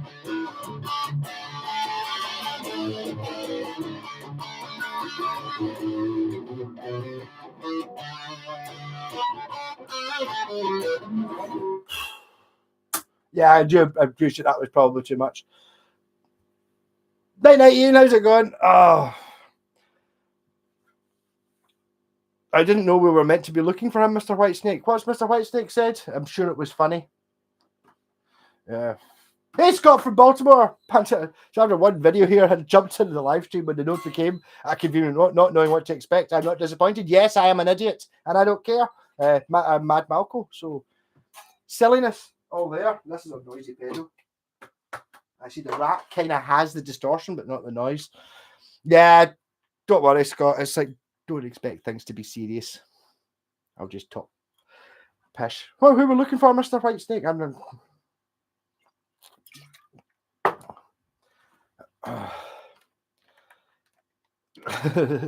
we's all weird down here. Yeah, totally. Just join in. Fuck it. If you think I spend hours on end with Robert Fripp's guitar lessons. Wow, I've never gone that far. To actually, yeah, I don't know what Mr. Whitesnake said. It was funny anyway.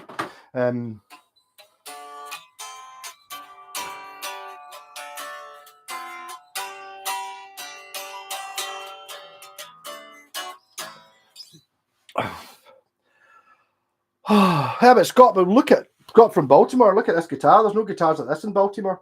Actually, I know Baltimore from a radio thing I listen to on YouTube. It's on YouTube if you can find it, called Revolting People, which sounds awful, but it's like it's set.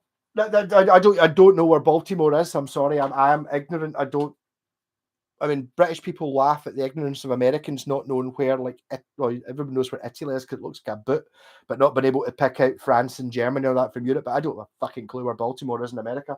But there's a radio series called Revolting People with Andy Hamilton in it, set in Baltimore, round about the time of the Boston Tea Party and stuff. like a radio comedy, and it's really funny. So I'm assuming it's near Boston or something. It's like East Coast above New York. I don't know though. Whatever. When you were getting colonised by the English round about there. I tried to watch Dave. I've heard things about Dave's World of Fun stuff. People keep telling me about it, and I don't know. I don't. I'm not. I don't watch YouTube. I watch horrors of crap on YouTube. I don't watch any other guitar things, really, because I don't want to be influenced by them, which sounds like a pure dick move. I know, but fuck it, it's just the way it is. I don't find them really interesting. I tend to watch Andertons because, you know, to get all the new stuff. But I mean, and I watch GHS Pedal Show because I quite like Josh from that. But ultimately, I'm kind of a wee bit separated from it because I'm not really interested in the normal stuff. Oh, look, we've got this Fender Stratocaster. Oh, it's only $3,500. That doesn't really interest me. You know what I mean? Looking for Bono. Yeah, you could say that. I don't mind. It's like you just assumed I didn't like Bono and thought he was a dick. The problem is that's what everyone thinks, so it's totally fine.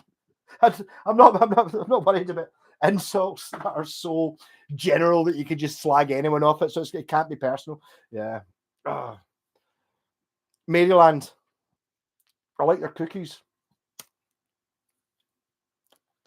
I just really have. I don't know. I mean, America's fucking big, though. We live in a wee shitty place called Scotland, which is the size of fucking a city, really.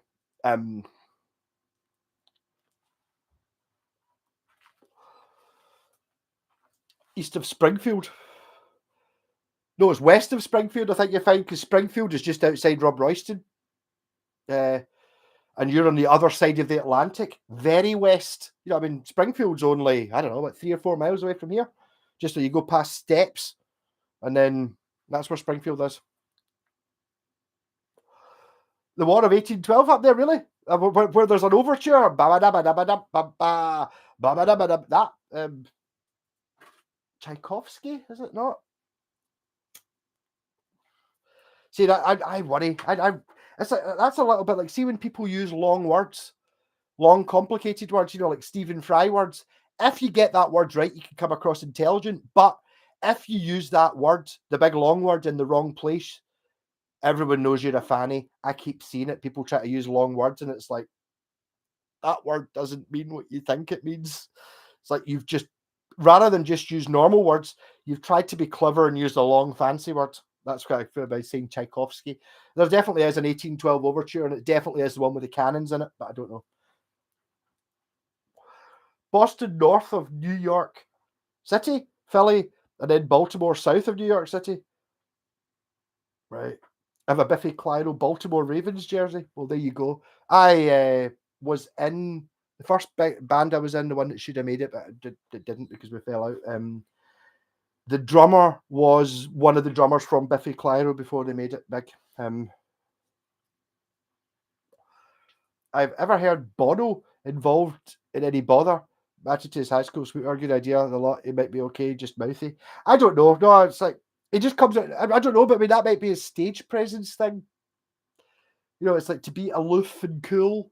Because I mean that was a big thing with the indie thing. You know, it's like there wasn't anybody. Oh, nobody did that. It was just pure looking cool, looking cool. Fuck looking cool. Fuck being cool. Doesn't work. You can't. If you're trying to be cool, you look like a fanny. That doesn't mean the same thing in America, by the way. Fanny it means ass, doesn't it? Well, me it means furry front bottom. But yeah, you look like a fanny, which is so it's worse. But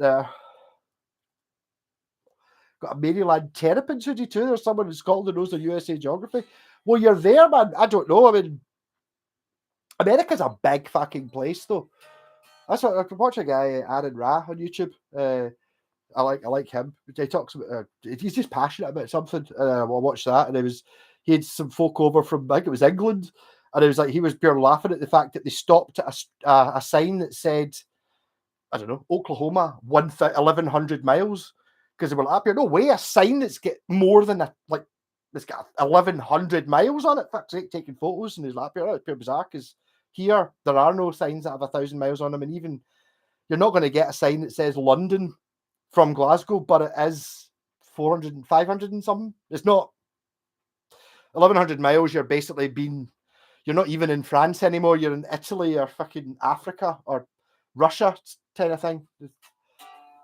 Bono's pizza with a knife and fork.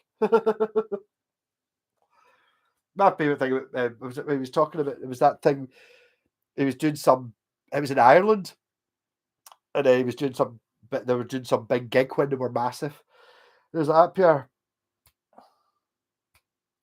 Every time I click my fingers, a child in Africa dies. Some guy was like, oh, stop clicking your fingers then, man, you mad murderer. Yep. I don't know. I don't know. I always hated U2. I always thought they were shite. I quite like the one that went, I know, want you. That was all right. But I don't like their music. I did watch the Things Might Get Loud film with The Edge in it. I like The Edge. He's a funny guy.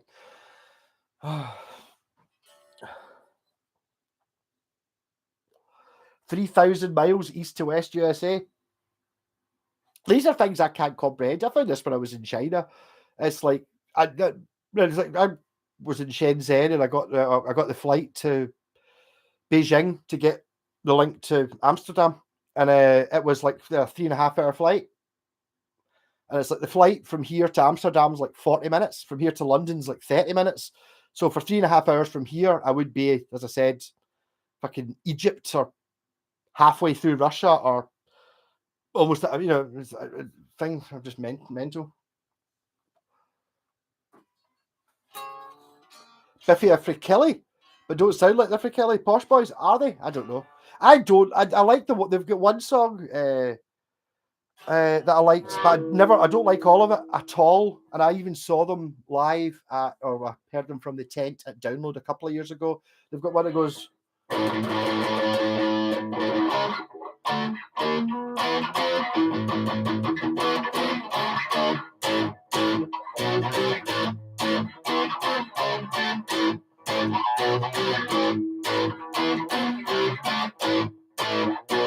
That one, which I did like until that Download, and my pal Wayne, whose guitar that is, played that to me, and it was like, oh, the whole song's shite. But I like that riff. The rest of it, it's not. It doesn't tickle me. It doesn't do anything for me. Canada is even bigger. But Canada is it not just mostly ice? I don't know much about Canada either. I've never been over that way. I do feel kind of lucky. It's like people are we're talking about that guitar safari I was on. We were on the other side of Scotland, and it's like Aberdeen, Dundee we went to, which is kind of pretty far away as far as you go in Scotland, but it is only like an hour and a half. You know, I can talking about getting to the north, to the sea on the north coast of Scotland in, I don't know, 2.5 hours. I've never been, but something like that. And if I go south, it's like 5 hours to London. So maybe 6 hours till you're in the sea again. And then if I go that way, it's half an hour, 45 minutes to the sea. About the same in that direction to the sea. So it's like, if you don't know Biffy, don't research. I'm not going to research. I just knew that they were. I remember they've got a single which had a hand on it like that, and I remember that being in Avalanche Records when I was in the band Carnival, and that was when the drummers like, oh, Biffy, you must know them. Like that. I didn't like that. I thought they were absolutely shite at the time. And then 5 years later, 10 years later, they started being hitting, and it's like they're headlining Download. What? They're able to play the Hydro. What? Am I missing something here? I clearly am. I don't know. I mean, my problem was I grew up listening to old records, and I just couldn't see. I was into Nirvana when they first came out, or when Nevermind came out, and I bought a ticket to go and see Nirvana. Oh, Nirvana, great! And then about 6 months after that, suddenly it was like I started hearing Stones, and it was like. And then later on, it was like Led Zeppelin, Deep Purple. And it's like, why are you listening to Nirvana? Have you heard Deep Purple or Zeppelin or Sabbath? Have you heard that? It's like that. It's like this, and any of this, your Nirvana's here. There's nothing. There's no competition. It's like there's nothing to be said. So I've used this analogy several times. It's like these crisps or chips if you're American, beef flavor. All right, okay, oh yeah, that's a nice beef flavor chip or an actual steak. So it's like it kind of tastes a bit like, I can see how it's a bit like, but it's not. It's like it's something that's got powder on it that tastes like beef, or it's a steak. Hey Bjorn Biff, how's it going? Combination of two of my favourite things, that being ABBA and Back to the Future. Nice one. Pure Agnetha McFly. Yeah. How much time left here? I don't know. I've not finished my bucky yet. I'm already on my second fag. Oh. That much to go. Was it 2:45? I don't know. What time's that? About 8, 9, 10, 45. Oh God, I've still got another hour to do. I'm not going to make the whole hour. I was drinking bucky last night. We had a Skillextrix night. I managed to indoctrinate another 2 people into Skillextric. So we're going to have a proper race at some point. Stevie Zero, for fuck's sake. I have to disagree. Honestly, you can't say that shit. ABBA bass lines are pretty good. ABBA bass lines are fucking amazing. When I was getting my Polski kebab the other night, Money, Money, Money was on the big screen telly in the place. And the bass line in Money, Money, Money is just, yes! It's so good. Bum, bum, bum, bum, bum, bum, bum. Imagine you can run on my mind. Boom. And it's sad. Umba, umba. Fucking amazing. Oh. just glowing for YouTube, that word means cigarette. It does. Yes. So when I say I was smoking fags, that's different from the American thing. It's like I smoked a fag earlier on. That pure is like out pure shitting the gaze. No.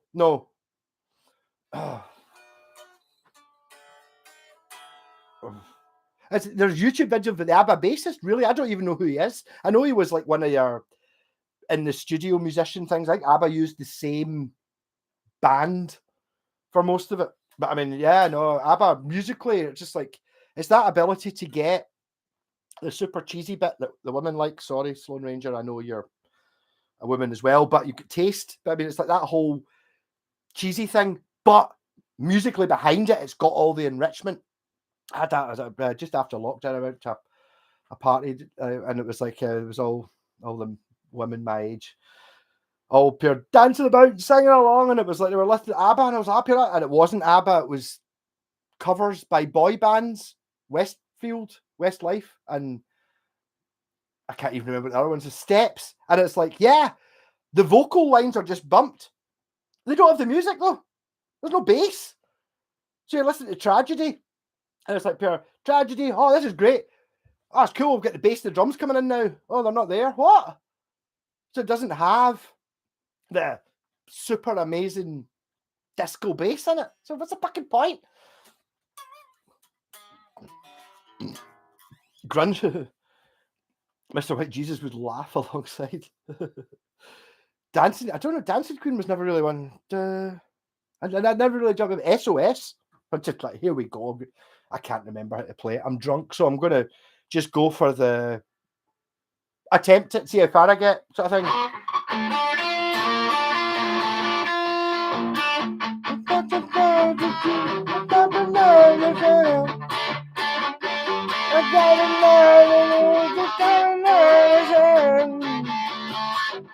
What happened to my life? Oh. I can't remember it now already.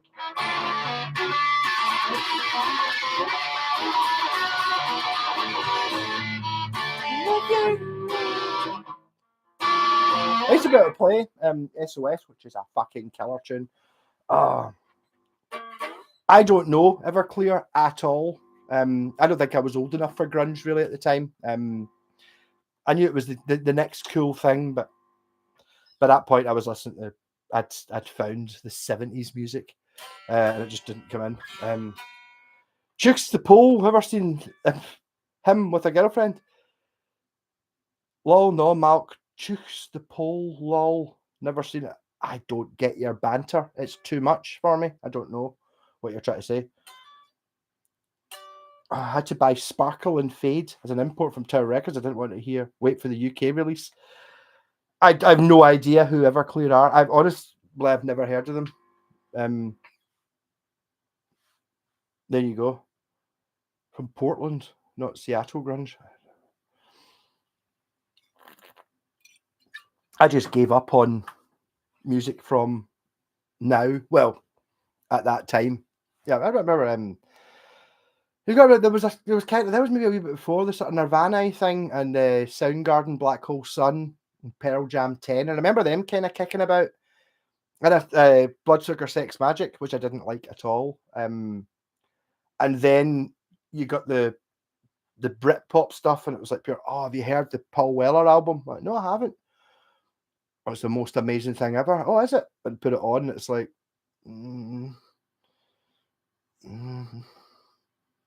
not really the best thing ever, really, is it? Have you heard Paint It Black? Have you heard Magical Mystery Tour? You know, it's like, but this is now. It's not better, though, is it? At all. It's not even on the same level, is it? Well, people thought it was. Any Korn covers? I used to be able to play a Korn song. I remember when they were. What was the one that?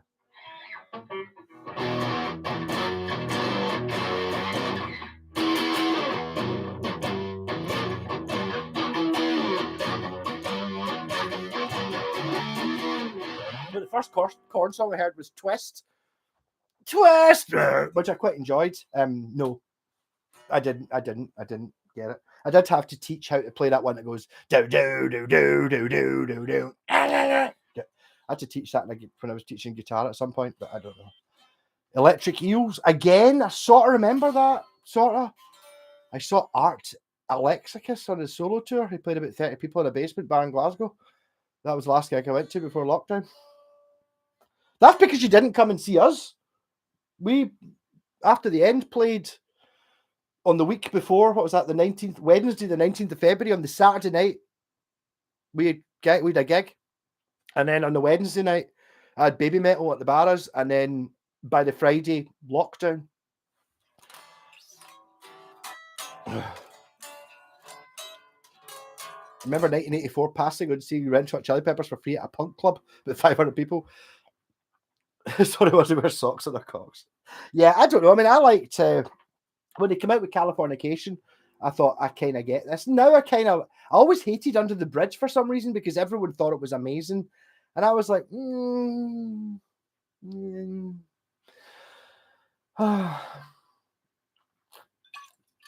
Silverchair. I've got a Silverchair single on funny coloured vinyl because I remember in Avalanche Records they were selling. It was a mystery bag with 5 7-inch singles for £1, and I bought. It was like a brown paper bag that was sealed with sellotape, so you couldn't open it. It was 5 for £1. One of them was Silverchair. I don't remember any of them. I remember listening to them, and immediately it was like gone. I've got that thing about music as well. If I hear music, I can. There's 3 reactions. There is I fucking hate this. This is shit. There is this is amazing. I have to hear more, and there is I can't remember this, even though we listened to it a minute ago. Well, that's what it comes in when I go to download. It's like that. That's you win if the bands are fucking awful. You win because it's terrible. You win if they're really good. In the middle, if you don't remember them, then it's just a waste of time, really, isn't it? There's no emotion. It's like to have no emotion is the worst case scenario. So either being fucking terrible or being brilliant means you've at least got some sort of feeling for it. The jam song sounds like I know the one pure. But again, I'm not a huge Beatles fan. I'm a huge Paul McCartney bass playing fan.